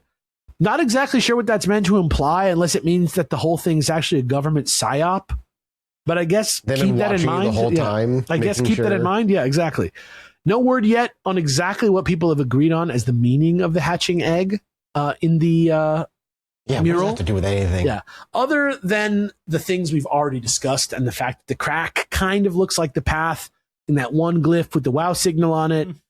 But some people did eventually decide the jetpack symbol and the UFO symbol meant that there may be other UFOs to find at this point, somewhere near the top of the skybox. Like you might need a jetpack to reach. You have to get. Okay. And amazingly, they were right about this. These two other UFOs do require 100% completion, but do not require specific weather or time of day. And unlike the more holographic, ethereal Mount Chiliad UFO, these both seem to truly, solidly exist in the world and will even shut down your aircraft or push you away with a force field if you get too close. The first one looks exactly like the one at Mount Chiliad, complete with FIB markings and can be seen very clearly in this screenshot. It is directly, and I mean directly above the hippie camp, which is kind of an interesting parallel, wouldn't you say? Yeah. Yep. So you can see this one. That clearly means it belongs to the humans, like right? Like it clearly means it's FBI technology. Well, you okay? One. So you say that, right? But then the second one looks even more man-made than that. And as somebody whose mom worked for years at Northrop Grumman, I would be remiss if I did not remark on how the second one looks a lot like the B-2 bomber. And even stranger, it's floating over Fort Zancudo military base in the shadow of Mount Josiah, which is where a large portion of the fandom thought the jetpack might eventually be found, and which all signs in the game point to being some kind of riff on Vandenberg Air Force Base, and which has extremely high Area 51S security, as even entering its airspace in-game gets you an immediate 2-star wanted level before eventually upgrading to 4 stars and homing missiles. And it's even worse when you approach on foot, since alarms go off and the entire base mobilizes against you. So what do you think of this UFO? This one looks like made by humans, like full on, right? Like the other one looks like maybe it was commandeered, but this one looks like an American military weapons manufacturer made the ship, which is kind of interesting. And I don't know exactly what it all means. But yeah, sometime in early 2015, I finally saw all these freaking UFOs and shit I was looking for. And hilariously, like a month or two later for the PC release, a sniper rifle skin came out that looked like this, which I thought was cosmic at the time. which now seems very sort of understated now. So you can see it's not the most overwhelming UFO imagery, but it's there. Sure. And anyway, within the next few months, it's just like leather. It's like embossed on the leather of the strap, very small. But anyway, within the next few months, players found and then could no longer find some mention of the jetpack in the game files, just briefly, which the devs seemingly patched out once they realized that people could see it, which fueled tons of rumors and like a new sort of belief that the jetpack was real. And then crazily, after a few months of drought, another possible breakthrough was discovered when a player found that dialing 1-999-367-3767 on the in-game cell phone, aka 1-999 EMP drop, connected you to someone called Black Cell Phones, which caused some kind of invisible object to explode near your character's head and immediately set the phone's theme to gray. However, the number seems to be connected in the game files to a mission that doesn't exist called Ojasoud, and the 1999 EMP drop number can just as easily be interpreted as 1999 Emperor, which when you look at it in the when you look for 1999 Emperor in the source code, turns out to have basically just been a game testing cheat that was likely unintentionally left in the game, according to this code for the cheat, which Jesse will read for you now, which seems to confirm this, which it's funny because so many people still talk about this as part of the mystery, but monochrome cell phone only test cheat 199 Emperor use is Bulg. Is there a space between there? Bool. Yeah, it uses Bool G. Yeah, is monochrome cheat active equals false? Exactly. So it's literally just like a test cheat that turns your phone black. I don't know about the explosion, but apparently that's what it is. It was also around this time that the golden peyote that I mentioned was finally found in-game, when player RK Rusty discovered that it only appeared on Tuesday mornings in foggy weather from 6 to 8 a.m. And it was revealed that, like how the other one warged players into other animals, this one, actually the gold one, warged players into the body of a Bigfoot. And what he didn't know at the time was that actually the golden peyote did appear every day, just not in the same place, which is where players were stuck. And eventually, Rockstar added a message in the game's code referring to Rusty directly, which said, he was wrong to start his hunt on a Tuesday. But it wasn't until like 6 months later when another player, the Stoned Ape, figured out what it meant and finally ate all 7, which eventually led him, not the last one, to the dead body of the hunter from the last one, the mission at the end of the game. And that's crazy shit to have and to that's figure out. Look like this. So this is, you'd get there, you're the Bigfoot, and there's the dead hunter, right? Yep. And here's some footage of somebody eating all the golden peyotes, by the way, which is pretty funny because they turn into Bigfoot every time.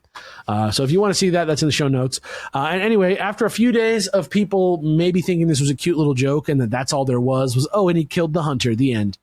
A third player called Moz Machine noticed that when you pressed the Bigfoot's growl button, you could very faintly, if you listen good enough, hear something else growling back.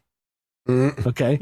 And if you use that growl and growl back system like a Marco Polo like sonar machine, and you track down the source of the roars like hot and cold style, you will slowly come upon a trail of dead bodies, both animal and human, which can take over an hour sometimes and feel quite on purpose circular in where you go, until eventually you arrive at the Thompson Scrapyard out in the desert, which is like a plain graveyard, basically, and where you are basically jumped by a character called the Beast, which is basically just the werewolf from Teen Wolf, who you then just have to fucking fight and kill by hand as a Bigfoot, unless you got a gun, maybe. Bigfoot with a gun, dude. Yeah, and when you do that, you unlock him in the director mode, and the quest is done.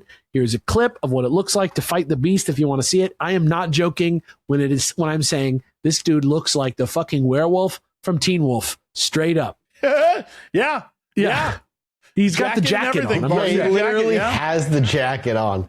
Yeah, and he just jumps. When was this discovered? How long ago? This had to be, 2017 or something like that. I'm not sure exactly. Crazy. And because this was added to the game later, when it came to the Mount Chiliad mystery, there's a really great video by Game Sleuths on Easy Allies if you want to watch like a really deep cut video about this. That'll be in the show notes. But the peyote plants were added in the November of 2014, and this whole thing was discovered by September of 2015. So actually earlier even than I thought. Because it was added later, not in the original game, it came in the update. People were split on whether it would have any relevance to the larger Mount Chiliad mystery, since it was assumed that the Mount Chiliad mystery would have been solvable from the beginning back on the original PS3 version of the game, right? Yeah, if you put it in the game, you would have hoped. Right, but one of the smartest theories I heard about it at the time was that maybe Rockstar was trying to show players with the Bigfoot quest the type of mechanics that are required to complete the Mount Chiliad mystery, which feels extra smart now looking into similar mechanics you can find in the currently ongoing Red Dead Redemption 2 mystery as well, where you're starting to see things in the environment. You're like using like code in the game to make things into shapes rather than hiding shapes in the game's image files. All kinds of stuff like that going on right now in a like newly uncovered mystery in Red Dead Redemption 2 that's happening right now in a game that's almost 10 years old. Crazy. And yeah, not just in terms of similar gameplay, but in the way the devs might hide information in plain sight.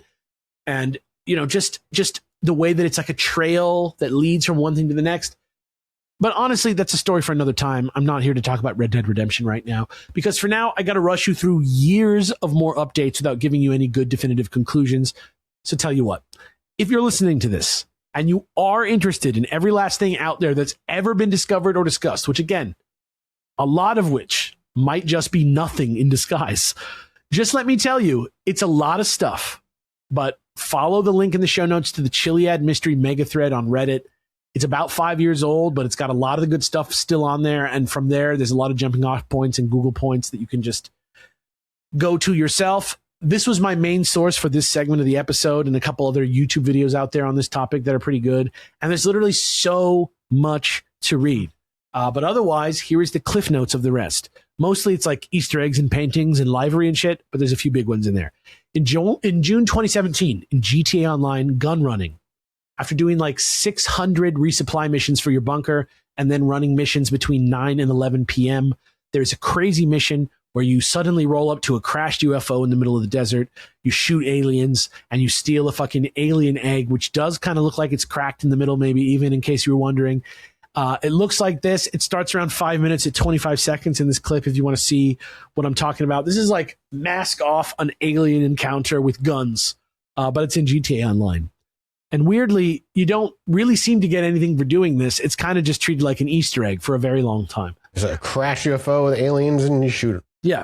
Another one, the crazy one comes in December of 2017 with a Doomsday heist, where it's revealed that a rich Elon Musk type person is doing crazy stuff in his lab, which he keeps in an old abandoned military base deep inside hidden tunnels under Mount Chiliad. So during this DLC, the jetpack, which was a huge part of this mystery for many years, is there a jetpack? For this DLC, they added a jetpack to GTA Online, purchasable for millions of dollars. The lab itself is covered in strange symbols that seem to mean something, like little dots and things like that. And most importantly, we get a set of 4 color-coded murals which cover this facility all over the place, which seem to reference the various mysteries of the GTA 5 world and possibly hint at what's next. So here is what that looks like. And this is all 4 of them together, color-coded. You can see this. This is like pretty much like the biggest shit that's happened in a long, long time, right? Yep. Oh, wow. Yeah. You can see lots of symbols we recognize here for various mysteries around the map that we both have and haven't discussed. I refer you to the Chiliad mural up in the yellow strip that you can see kind of on the left side there in a different art style. The infinity symbol for the infinity killer there in the red strip. Yeah. I want to point out the keyhole and the balanced scales in the purple. But most importantly for all people online is the green strip. Because knowing what we already know, the green strip seems to do entirely with the Bigfoot peyote mystery, right? Like if you look at it close, it's like 27 Bigfoot DNA. If you zoom in on the letters in the green, it's like Bigfoot 27. You can see man evolving and becoming a Bigfoot. You can see the peyote plant. You can see it's all there, right? It's basically like a narrative of what happened with this one mystery almost, right? And because of that, right, normally I would just look at this and go, oh, cool reference. But based on how it's formatted and how it looks, isn't it possible, really, that these strips are showing us everything needed to finish the 4 main mysteries of the game? Right? Like, maybe since we know that that's all the Bigfoot one, maybe we also know that the Infinity Killer and those like hazard symbols and those dot symbols beneath the infinity sign that are in this picture, like maybe that's all one mystery, and maybe the yellow's all one mystery, and maybe the purple's all one mystery. And if you look at these and you know the mysteries that are from this like internet community, you know this fandom, there are so many triggers on here that just speak to you. Look at the eye, you see that? Like there's this maze that has to do, like, all these people talk about this fountain in the middle of town at the Penrith building or something like that, or at the Maze Bank, actually. The bank is called Maze Bank, and there's like this strange map that you can see if you go high up and look at the fountain. Like, there's all these crazy things. There's all these crazy things everywhere in GTA. And this seems to almost organize them and be like, yes, these are connected, and these are connected, and these are connected. And to me, that's very interesting.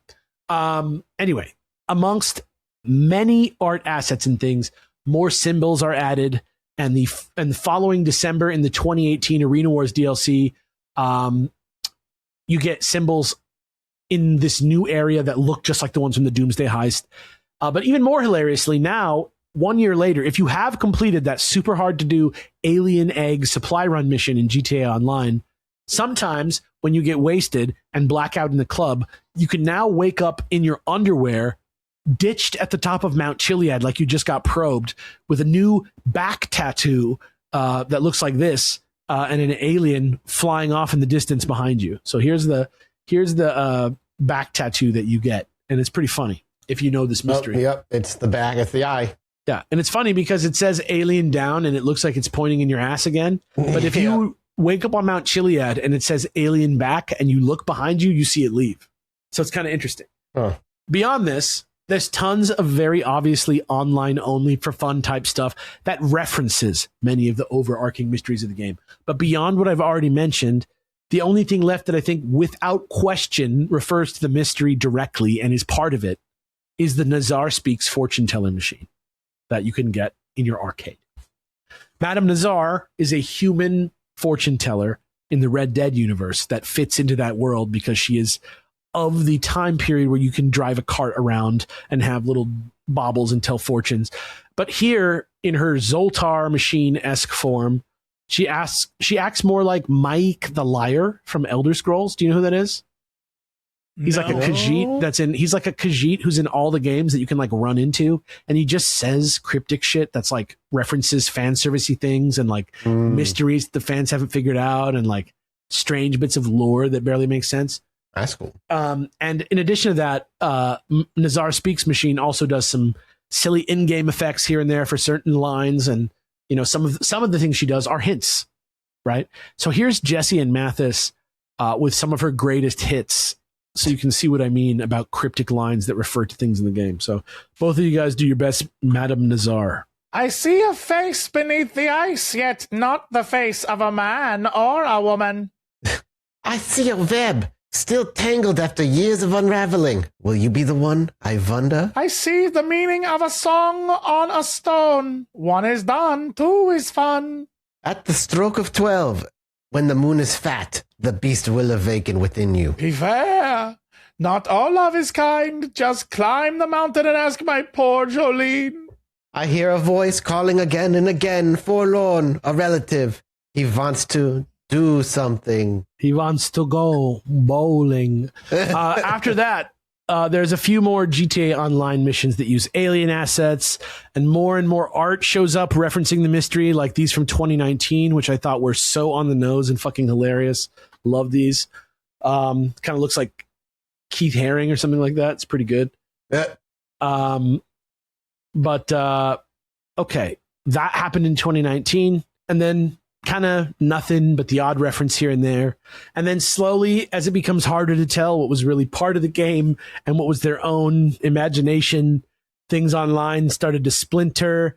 into different competing theories about what was true, and there's lots of anger and there's lots of bitterness as different ideas take hold, and unhinged, super dedicated people that are way off base just like drill their theory to death and confuse everybody and kind of ruin the discourse. And just there the mystery sits, sort of treading water forever, as people would literally log on today in 2026 still just to say direct to other people's faces that they should give up and that it's over, and say semi-unsubstantiated things like that it was all just a setup for canceled single-player DLC with zombies and aliens coming to Los Santos, and Trevor was going to be a government operative. And they just took all that stuff and rearranged it for the Doomsday Heist, right? Which was meant to be the end of it all.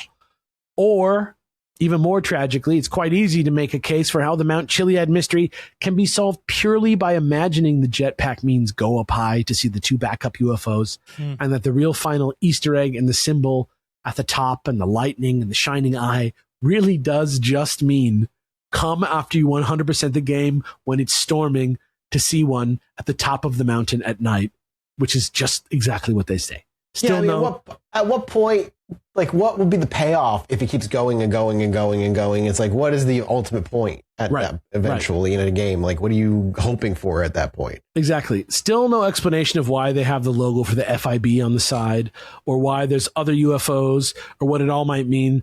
But let's make clear that for this reason and for many other little annoyingly tantalizing reasons, like the fact that there's one specific spot that you can stand in the game where you can hit the Zancudo UFO with a sniper rifle, or the fact that you can bring Franklin, Trevor, and Michael to the observatory together and they won't necessarily leave right away. People still post today. People still play the game. People still investigate. People still are making connections. You can go on the Chiliad mystery subreddit right now and you'll see a new thread. GTA Online is still dropping content. There was literally a new heist last month on my birthday came out.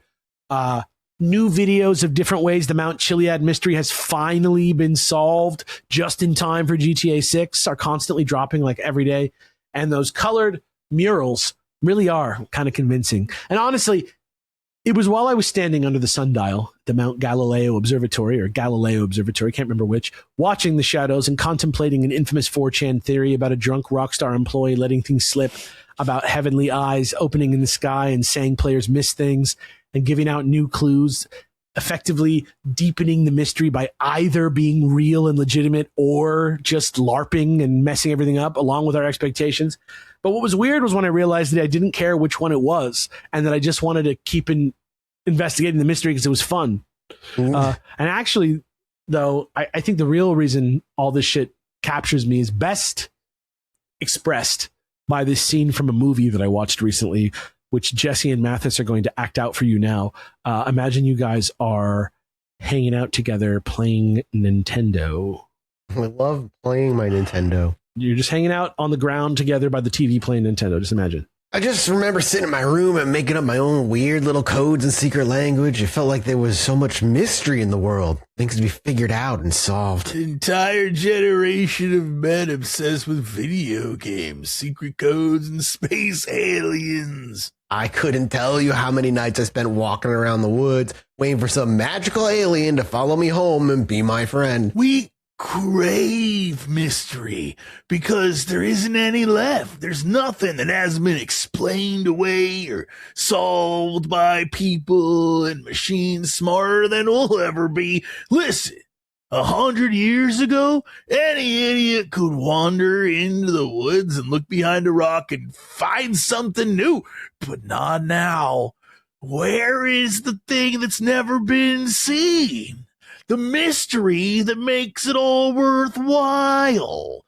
Why do you think so many of us are looking for fucking Loch Ness Monster, aliens, Bigfoot? We don't want to accept that we're useless, even though we are. Modern man needs mystery. We need to believe that there's something worth finding. You twist the candelabra and the bookcase opens. Yup. Up, up, down, down, left, right, BA. That's our mantra. How do we get ahead? Where's the cheat code? Where's the monogram secret treasure? Right. So this movie's called Under the Silver Lake, and it's from 2018. But I only really first noticed it last year when I was telling my cinephile friend Brody about The Doors and Laurel Canyon and how the 1960s counterculture could possibly have been completely manufactured and controlled by the government, and how Manson was kind of in with all that. And he basically just like stood up and got the movie off his shelf and said I needed to watch it immediately, and turned it on. And now, since I first watched it like 9 or 10 months ago, I don't know, I think I've watched Under the Silver Lake and given it my full and undivided attention somewhere between 35 and 50 additional times. So welcome to part 2, Under the Silver Lake. I'm not going to go too far into what this movie is about. But if you're one of those people who thinks that like any and all information is too sacred for your brain to know before watching something, and the only way to truly experience something is blind, go watch the movie now. It's by David Robert Mitchell, who made It Follows. He also made The End of Oak Street, which just came out. It's got Andrew Garfield in the lead role. The movie rips. Enjoy this movie. Go watch it. But yeah, I'm going to just give you just enough of the premise to get by before we get into what I really want to talk about, which is what this movie eventually made me go do. But first, we have to talk about Andrew Garfield's unnamed protagonist, who we know from the screenplay is called Sam. Sam is living in a very nice apartment on the east side of LA, somewhere in the mix of like Atwater Village and Los Feliz, if that means anything to you. And it's specifically set in 2011, which is very important. So that if, like me, who are very close to Sam's age, a lot of what's going on in this movie and in his life rings very true to you at this time in 2011. Sam is seemingly depressed after recently becoming single, and somehow he never seems to work or have any sort of job, even though the landlord is literally at his door shaking him down for his past due rent all the time. And he's lost, and he has a lot of stuff, and he has a lot of movies and music and video games and shit like that. And he's lost. He's looking for meaning, just like Jesse and Mathas were talking about in that scene a second ago. When all of a sudden, boom, he meets this strange new girl, Sarah, in his building, and he has a great little night with her before she completely moves out all her stuff from her apartment and disappears without a trace overnight, and just disappears, which Sam takes as a sign that he must embark on this like strange neo-noir detective style journey to find out what happened to her and follow the mystery all the way to the top and find out how it ties into other crazier mysteries uncovering all over the city and all this stuff. But of course, he doesn't work with cops or detectives or anything like that. He works purely with other weirdos like him who write zines and do background work and bit parts in movies and play in bands and write shit and dress weird, go to weird parties. Because as Mathas will read for you now, Sam just doesn't trust the system, man. So I was watching Wheel of Fortune and I noticed that Vanna White did this little pattern of glances every so often. She looked forward, then right, then left, and then back again. And I started wondering, is that random or is there a reason for it? Is there a pattern behind it? If there is, maybe there's something meaningful in that pattern. So I started taking note of when it happened. For the past 7 months, I have a complete record of all of it. It doesn't happen every day. It's literally every 3 episodes except for one time. Also, it seems to happen most Wednesdays except for last Wednesday, which happened to be a holiday. So I graphed it out and I got some old code books from the library and I've been digging through them, trying to see if it translates to anything like a word or a message, something. I mean, I've just been thinking, why do we assume that all of this infrastructure, entertainment, and open information beaming all over the place in every home on the planet is exactly what people tell us it is?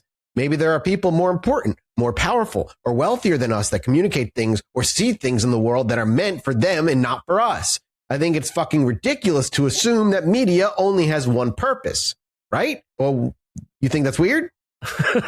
Yeah, but here's the thing.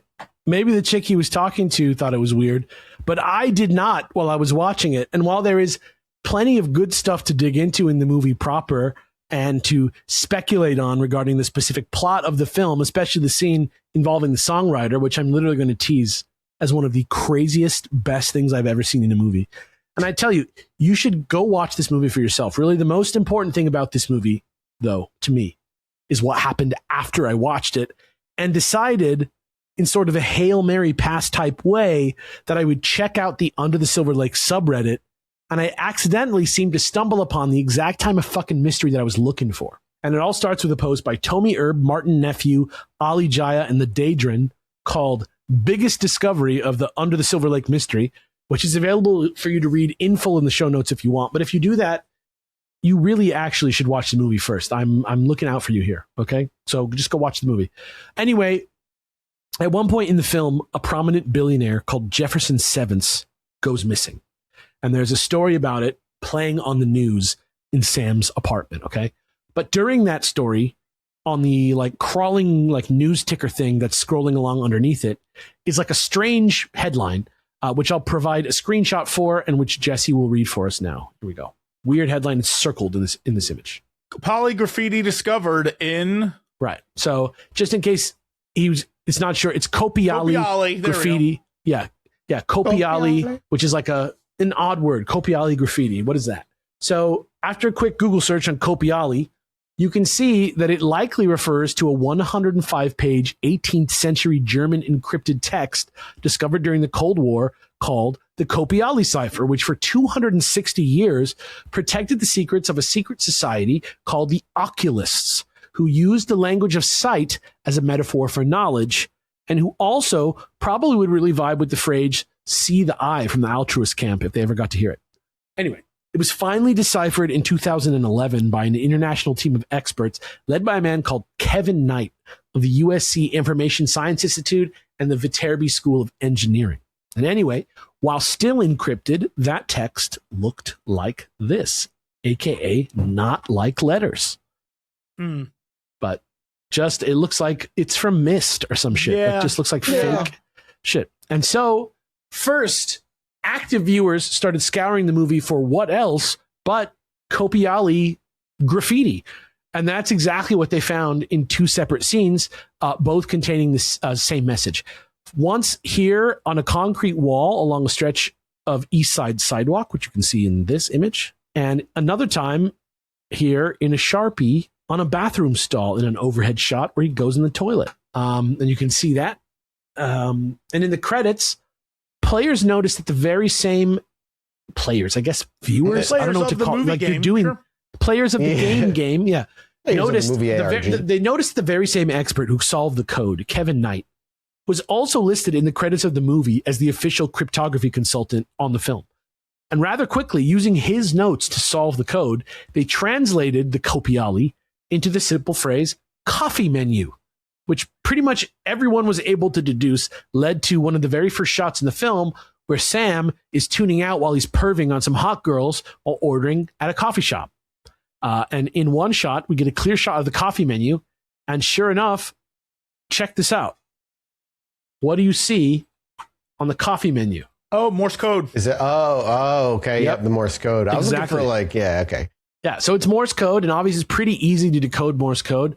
But at first, the solution was super confusing because it actually decoded to this: XJVOOJRYXERSW, which itself was also an encoded message. At first, people were confused. But remember how I said one of the dudes Sam talked to in the movie made zines, this character? Mm-hmm. Well, when he goes over to the dude's house and the guy tells him all the different symbols that hobos used to use in plain sight to like communicate with each other, everything's a mess because the dude is like super paranoid and antisocial. But hidden among all his like weird newspaper clippings on the wall, his comic books, all his video game paraphernalia, Hylian shield, all this shit sitting around in his house, hidden among it was the key to a substitution cipher that perfectly matched the code from the coffee menu. So here's a picture of the key, which was in the dude's house on the wall in a couple places. You can see it here. Okay, sure. So now you can see it, and that's the key. It's not like a straight substitution. It's kind of jumbled, but if you have this key, you can use it. And suddenly the message will become this, which Jesse will read for you now, exactly as it's written. What? Words? Right. Now, what three words? Now, it's easy to just say this probably means what 3 words and leave it at that. But large portions of the fan base weren't willing to let it go without confirmation, which they eventually found in the form of a new clue, which helped them see clearly, if you know what I mean. And you can see it right here. So go ahead and click that and see what I mean by seeing things clearly. I can see clearly now, it says. Yeah. So it's a billboard ad for contacts. Yeah. So obviously it's a billboard for contact lenses. But if you look down in the lower left-hand corner. E equals EE. Yeah, you can clearly see E equals EE, which if we apply like the final missing piece of the cipher. Yes. Yeah, so if we apply that what three words becomes what three words becomes what three words exactly, which just so happens to be the name of a website which is out there, which can pinpoint you to any 3 meter square on the planet using coordinates that aren't numbers, but rather 3 separate words. Like, for example, the what 3 words coordinates for the Astronomer's Monument Sundial Tower at the Griffith Observatory is price, card, demand. Okay? So 3 words can get you anywhere on Earth if you know the right words. Does that make sense? Yeah. Have anybody tried Illuminati home base? Yeah. Later in the movie, the logo for this website can actually be seen quite prominently in a fairly pivotal scene in the film where Sam finally climbs up into the hills of Griffith Park on his final quest. Though, in context, it's probably much more of a reference to the hobo code symbol for not a safe place. But that's only because they are identical to each other, which you can see here. Here is the symbol on the wall in the movie. This is the hobo code symbol for not a safe place. And here is the same symbol on the logo for what 3 words? You tell me, is this a coincidence? Oh, yeah. It's 3 diagonal lines. It's like slash, slash, 3 slash. red slash marks. Yeah. And it's just crazy that the cipher in the movie would decrypt to what 3 words, and then you'd see the logo for what 3 words at like a climactic point in the film. But yeah, in any case, at this point, everybody's looking, trying to figure out what these 3 words are. And because it's so open-ended, as you can imagine, this is really where the theories for this one just start to go crazy, go nuts.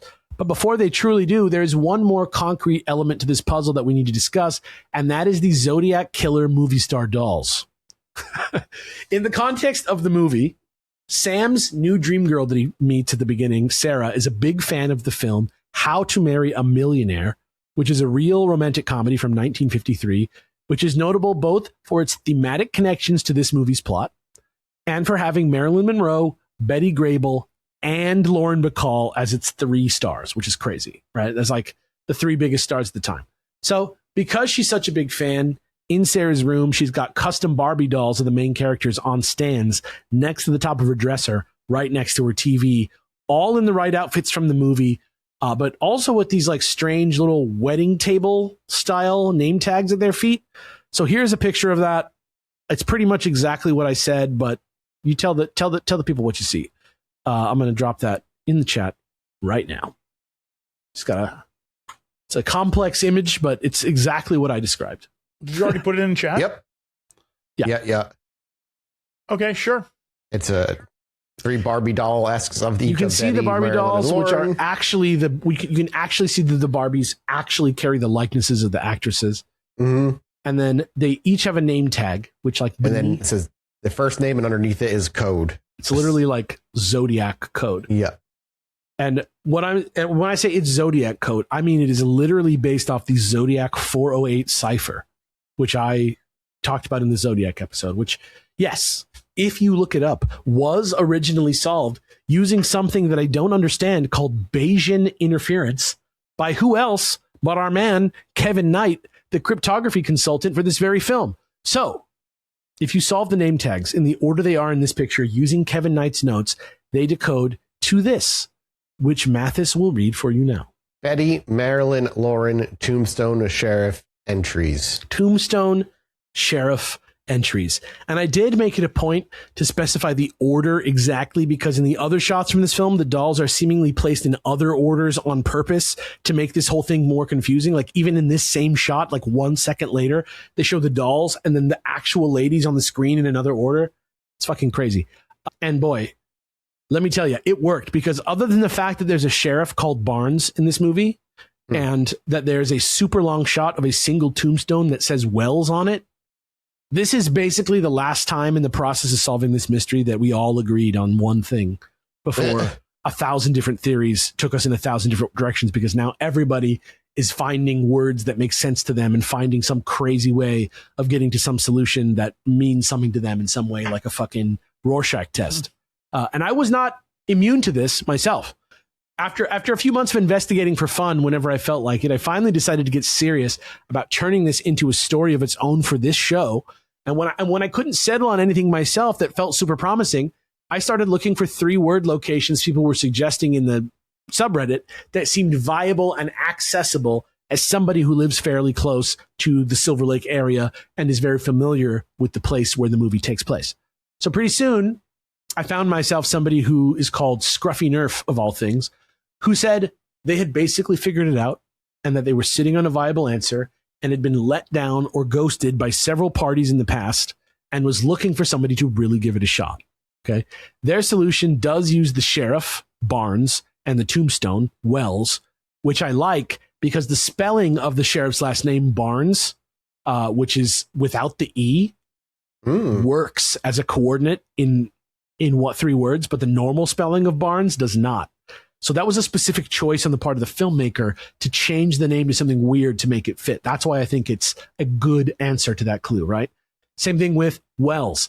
There is a shot in this movie where Sam falls asleep during a movie screening at the Hollywood Forever Cemetery, and he wakes up from like being drunk in the cemetery.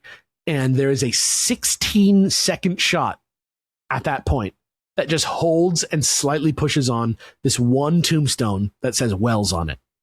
Now, it's a little bit weaker than the sheriff because the tombstone really does exist, but it's such a long shot. It's such a long holding shot that it does feel specific. And so that's why I like that clue.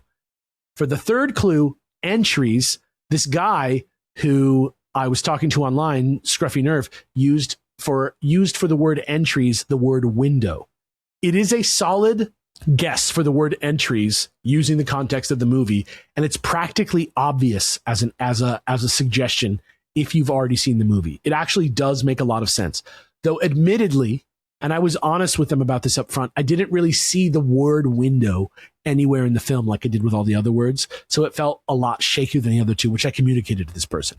Also, one thing that convinced me that the place these coordinates pointed to, Windwolves Preserve is the name of it, was the place, even though it's over 100 miles northwest of Silver Lake, was that he told me it was a coyote preserve, which, again, within the context of the movie and the symbolism of the movie, which I still refuse to spoil, is overwhelmingly thematically appropriate. Like, if this really did point to a coyote preserve and it said window in the movie, this is like a slam dunk. However, when I looked it up, nothing on the site for the Windwolves Preserve specifically mentioned any sort of focus on coyotes, and did have a picture or two of one, but the place was actually named after wolves, so I didn't actually think it was that coyote-y. And there really wasn't any explanation for that, But I still thought it was the best theory I'd seen in weeks, so I decided to give the Wildlands Conservancy, which ran the preserve, a call, and I was able to speak with a staff member called Megan Ellington, who was super nice, and she said that she said that though they do get geocaches from time to time, she had never heard of anything about a movie studio or a production company hiding anything out there in any sort of official capacity, which I feel legally, right, for it to be like a thing that a movie led somebody to go do, it would have to be legally fine. However, I sent her the coordinates that I was looking at based on the 3 words, which was like Windows, Barnes, Wells, or something like that. I can't remember what order it was in. She said it wouldn't be unthinkable that a human could reach them, the coordinates, if they went on an 8-mile loop hike and briefly went off trail at the spot, and that there's plenty of geocaches already out there, and that I probably wouldn't need any special training or tools besides an accurate handheld GPS device, which I already got. So I was feeling pretty good about it, and I went into the first stages of planning my trip before getting waylaid by, among other things, a gigantic wall of molasses. But once I dried off and got rid of that sweet molassesy smell, a few days later, Megan emailed me back again with a different message, which I'll have Jesse read for us now. Okay, I spoke with someone, and it does look like this particular area is a little beyond our public accessible areas, and it's about 2 miles further from our Tool Elk Trail. Is that it? Is it Tool Tool Elk, yeah. Than I originally thought. I believe the hike round trip would be closer to 10 miles. I attached the screenshot and also am sending a copy of our trail map below. You'll notice that the trail map doesn't include the area where the coordinates lead, as it is pretty far from the canyon and our normal trails. That being said, I honestly don't think anything would be at that spot, and it seems like more than likely it's random coordinates. Yeah, so after a little bit more looking, she like really didn't think this was it, and she really wanted to tell me that. She also mentioned that she wouldn't be able to officially grant me access because technically the area I was trying to get to was sort of like an off-limits area, and reiterated that no production had ever come through, and that it was extremely unlikely anything would come of such a high effort and like not undangerous excursion. Yeah. And so, sort of half-gutted and sort of in denial that everything was over, I started going out and investigating other things myself. My first obsession was a tombstone for a dog called Spot in the end credits of the movie, no spoilers, which pre-guessed his death date as 2029 and claimed that he was born in 1981. This is not only way too old for a dog, but also in the future, especially because the movie takes place in 2011. And when I saw another dog tombstone for Spot in the movie itself, like a fake one that's not actually there in real life, placed conspicuously close to the Silver Lake Reservoir along Silver Lake Drive, I almost flipped when I looked it up on Google Maps and saw that it was placed directly in between those two addresses on the street. So I know that sounds kind of confusing as I'm saying it, but I'll show you what I mean. So this is the first bit right here. The area with the fence that is in this picture here is like where in the movie they are walking, where when they walk past, sort of like a dog that died and people left a bunch of flowers and there was a statue for the dog and it said Spot. So when they walk past it, it's at this point in the fence. Okay, here you go. Here's the tombstone in the credits. Okay, so it says Spot 1981 to 2029, right? Mm-hmm. Yep. So I'm like, maybe this spot is the same spot from that other place in the movie, right? And so when I put in the address of 1981 to 2029 Silver Lake Drive, right? If you look in this picture, you can see 2029 Silver Lake Drive and you can see 1981 Silver Lake Drive. And you can see that the area with the fence where Spot's grave is exactly in between those two things. Oh, yeah. Does that make sense? Yeah, no, that makes sense. Right. Oh, you think that's weird?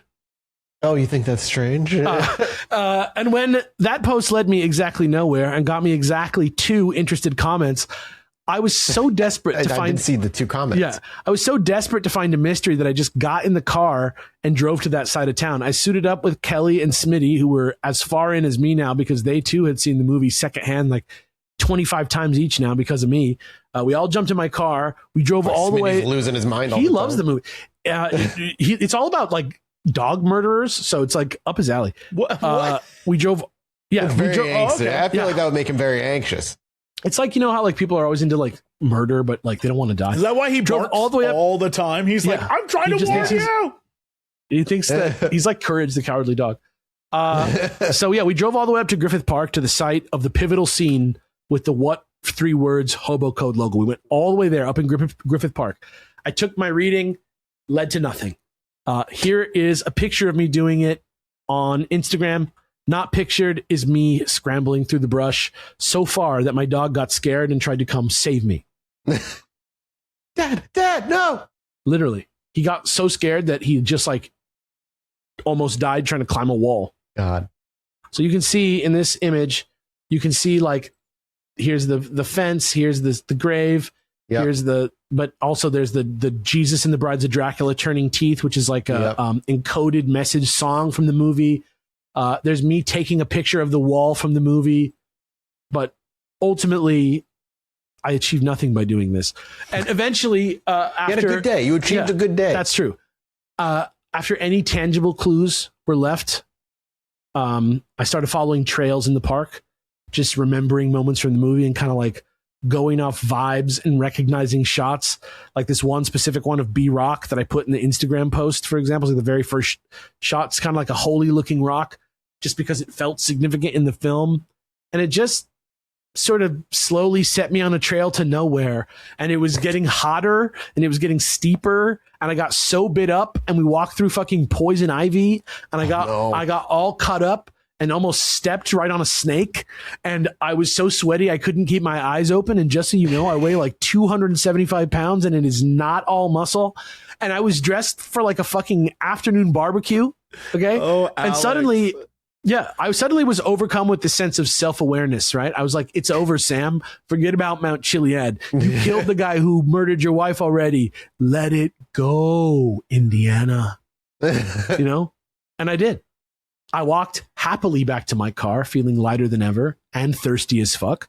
And I wasn't on a treasure hunt. I was just on a fun sightseeing tour of shooting locations for one of my favorite movies, Under the Silver Lake. Isn't that fun? That is fun. And hey, no spoilers, but remember that scene where he has to go rub the head of James Dean that is at the Griffith Observatory? That was like my favorite scene in the movie. So before I go home, I better go do that myself, right? Just because I'm doing a pilgrimage now for the movie, right? Right, yeah. So there I was, standing at the Griffith Observatory, rubbing James Dean's head and slowly accepting with a growing sense of shame that I was just leading myself on and that nobody was watching me and that the magical king of hobos wasn't going to appear out of the bushes now that I touched James Dean's head and take me on a magic vision quest. Yeah. And I'm content. I'm empty. I start walking back to my car. But then the Hobo King jumps out.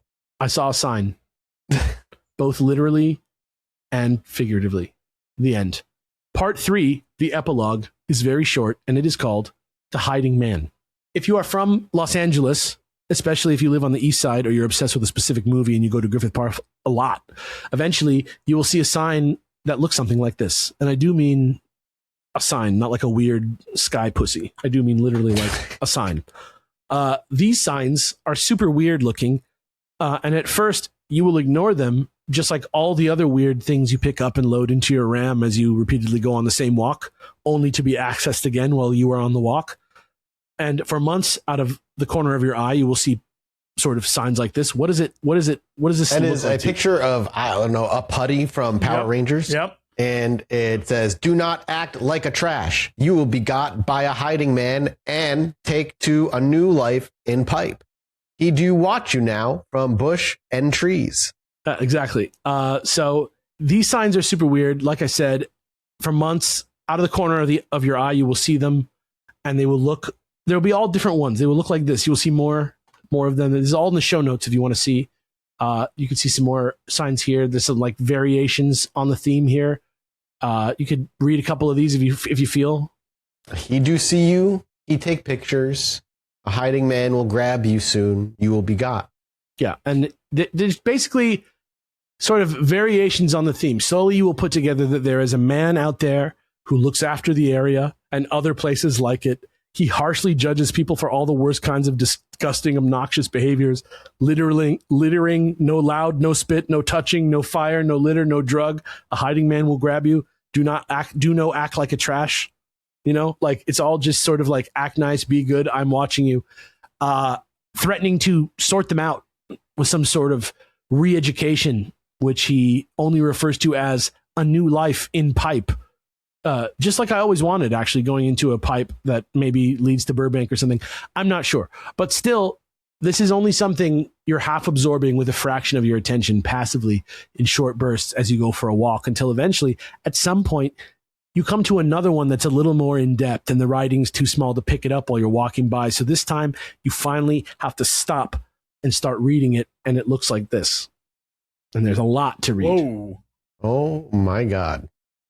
And you don't have to read this out loud right now, but you can kind of just give everybody sort of like a quick rundown of what the fuck? Where is this? A person's walking up to like an open sewer pipe and says there's somebody living in here or deformed thing, and something crawls out. It like grabs them. He's cheeked up a bit. He puts his wet finger in her lips. There's a lot going on. It's like, mind your business. Don't do this. Don't be an ass. Don't get grap. Don't get grap. Don't get grapped. And this one has a significant amount of text on it, a significant amount of lore. And as you read, suddenly the urge strikes you to see them all. And you realize it's hard to know where they might be, and they pop up literally everywhere. and there's new ones all the time, and old ones and new versions of old ones. And the more you look and the deeper you go out there in Los Angeles, and even sometimes as far north as Portland, the hiding man is there, hiding, watching, judging, and preparing new secrets to share. And of course, like all things, eventually my curiosity got the better of me, and I bought the Hiding Man book, and I read all there was. I bought the zine. I read as best as I could. I watched as the Hiding Man realized, probably faster than me, that the bigger he got over years and years and years, and the more online his work got, and believe me, they've been doing this shit for years, the less possible it became for them to control people's need for the mystery. And so lately, the Hiding Man's been less like a hiding man and more like a discovered man who politely asks that you do not reprint or quote any of his work without express permission in order to preserve the experience of the mystery as a fun IRL thing for people to possibly happen upon. And holy fucking shit, I respect that so much, right? In reality, where we live, real mysteries have definite real answers. But in fiction, where everything is literally an illusion, they do not necessarily have to. Mysteries without concrete answers can exist in fiction. And so, in other words, with fiction, belief in the mystery is itself a tool which creates and sustains it as a mystery. And people doing their best investigating it becomes a new collaborative metafictional form of aleatory art, like the chance-controlled compositions of John Cage, where he uses the I Ching to make decisions for him, or the literary cut-ups of William S. Burroughs, confusing the notion of true authorship and short-circuiting our ideas of narrative control to reveal unexpected truths, right? So, think about that. And if you're around La Cienega in Venice, maybe you'll find a new sign from the Hiding Man somewhere that you don't expect. One last thing before I go, I just wanted to say this episode is dedicated to my good friend Alan Hansen, who died a while back in a shitty way. And writing this made me miss him and a particular happy time in my life on the East Side, which I love. So thank you for listening. The end. Thank you so much, dude. That was crazy. I didn't know where that shit was going to end up. You didn't think it was going to be about pondering metaphysics? No, and you slowly became the Hiding Man as the sun went down. That's right. I'm almost completely hidden. You are almost unseeable. This is one of the most synchronicitous experiences of my entire life making this episode. I wasn't doing a working of any kind consciously here with this, but it just felt absolutely crazy making this because of how many things were layered on top of each other that were the same in some way. And I don't know. I think that that scene that you guys did, it's actually between Topher Grace and Andrew Garfield. So my voice was pretty spot on. It was pretty good. We crushed it. Actually, if you see him in the movie, it's like you don't realize it's Topher Grace for like the whole movie. Who does? Who really realizes I know. It's Topher Grace till they're like, oh my god, that was Topher Grace? But I think that conversation they had is like the realest shit ever about people like us and why we do this show and why we like shit like this and why when we play video games we get excited about stuff like this. Is he? Yes. Wait, Topher what? Grace Who is he in Interstellar? What do you mean? Okay, there's only like as far as I know, there's like two guys in that movie, so it's very surprising to me that he's in it. But that's how I feel about this movie too. Go watch Under the Silver Lake. Go play Grand Theft Auto 5. Go find the Hiding Man in the real Griffith Park. I love you. I love you. We're off to go to Minnesota. Patreon.com/ChilluminatiPod. We appreciate it. We love you. We'll see you next week. And I'm going to turn on the light in between recordings. Very exciting stuff. Goodbye. Anyway, me and my wife were sitting outside indulging on our porch one night, enjoying ourselves. I needed to go to the bathroom, so I stepped back inside, and after a few moments, I hear my wife go, "Holy shit, get out of here." So I quickly dash back outside, and she's looking up at the sky in awe. I look up too, and there's a perfect line of dozen lights traveling across the sky.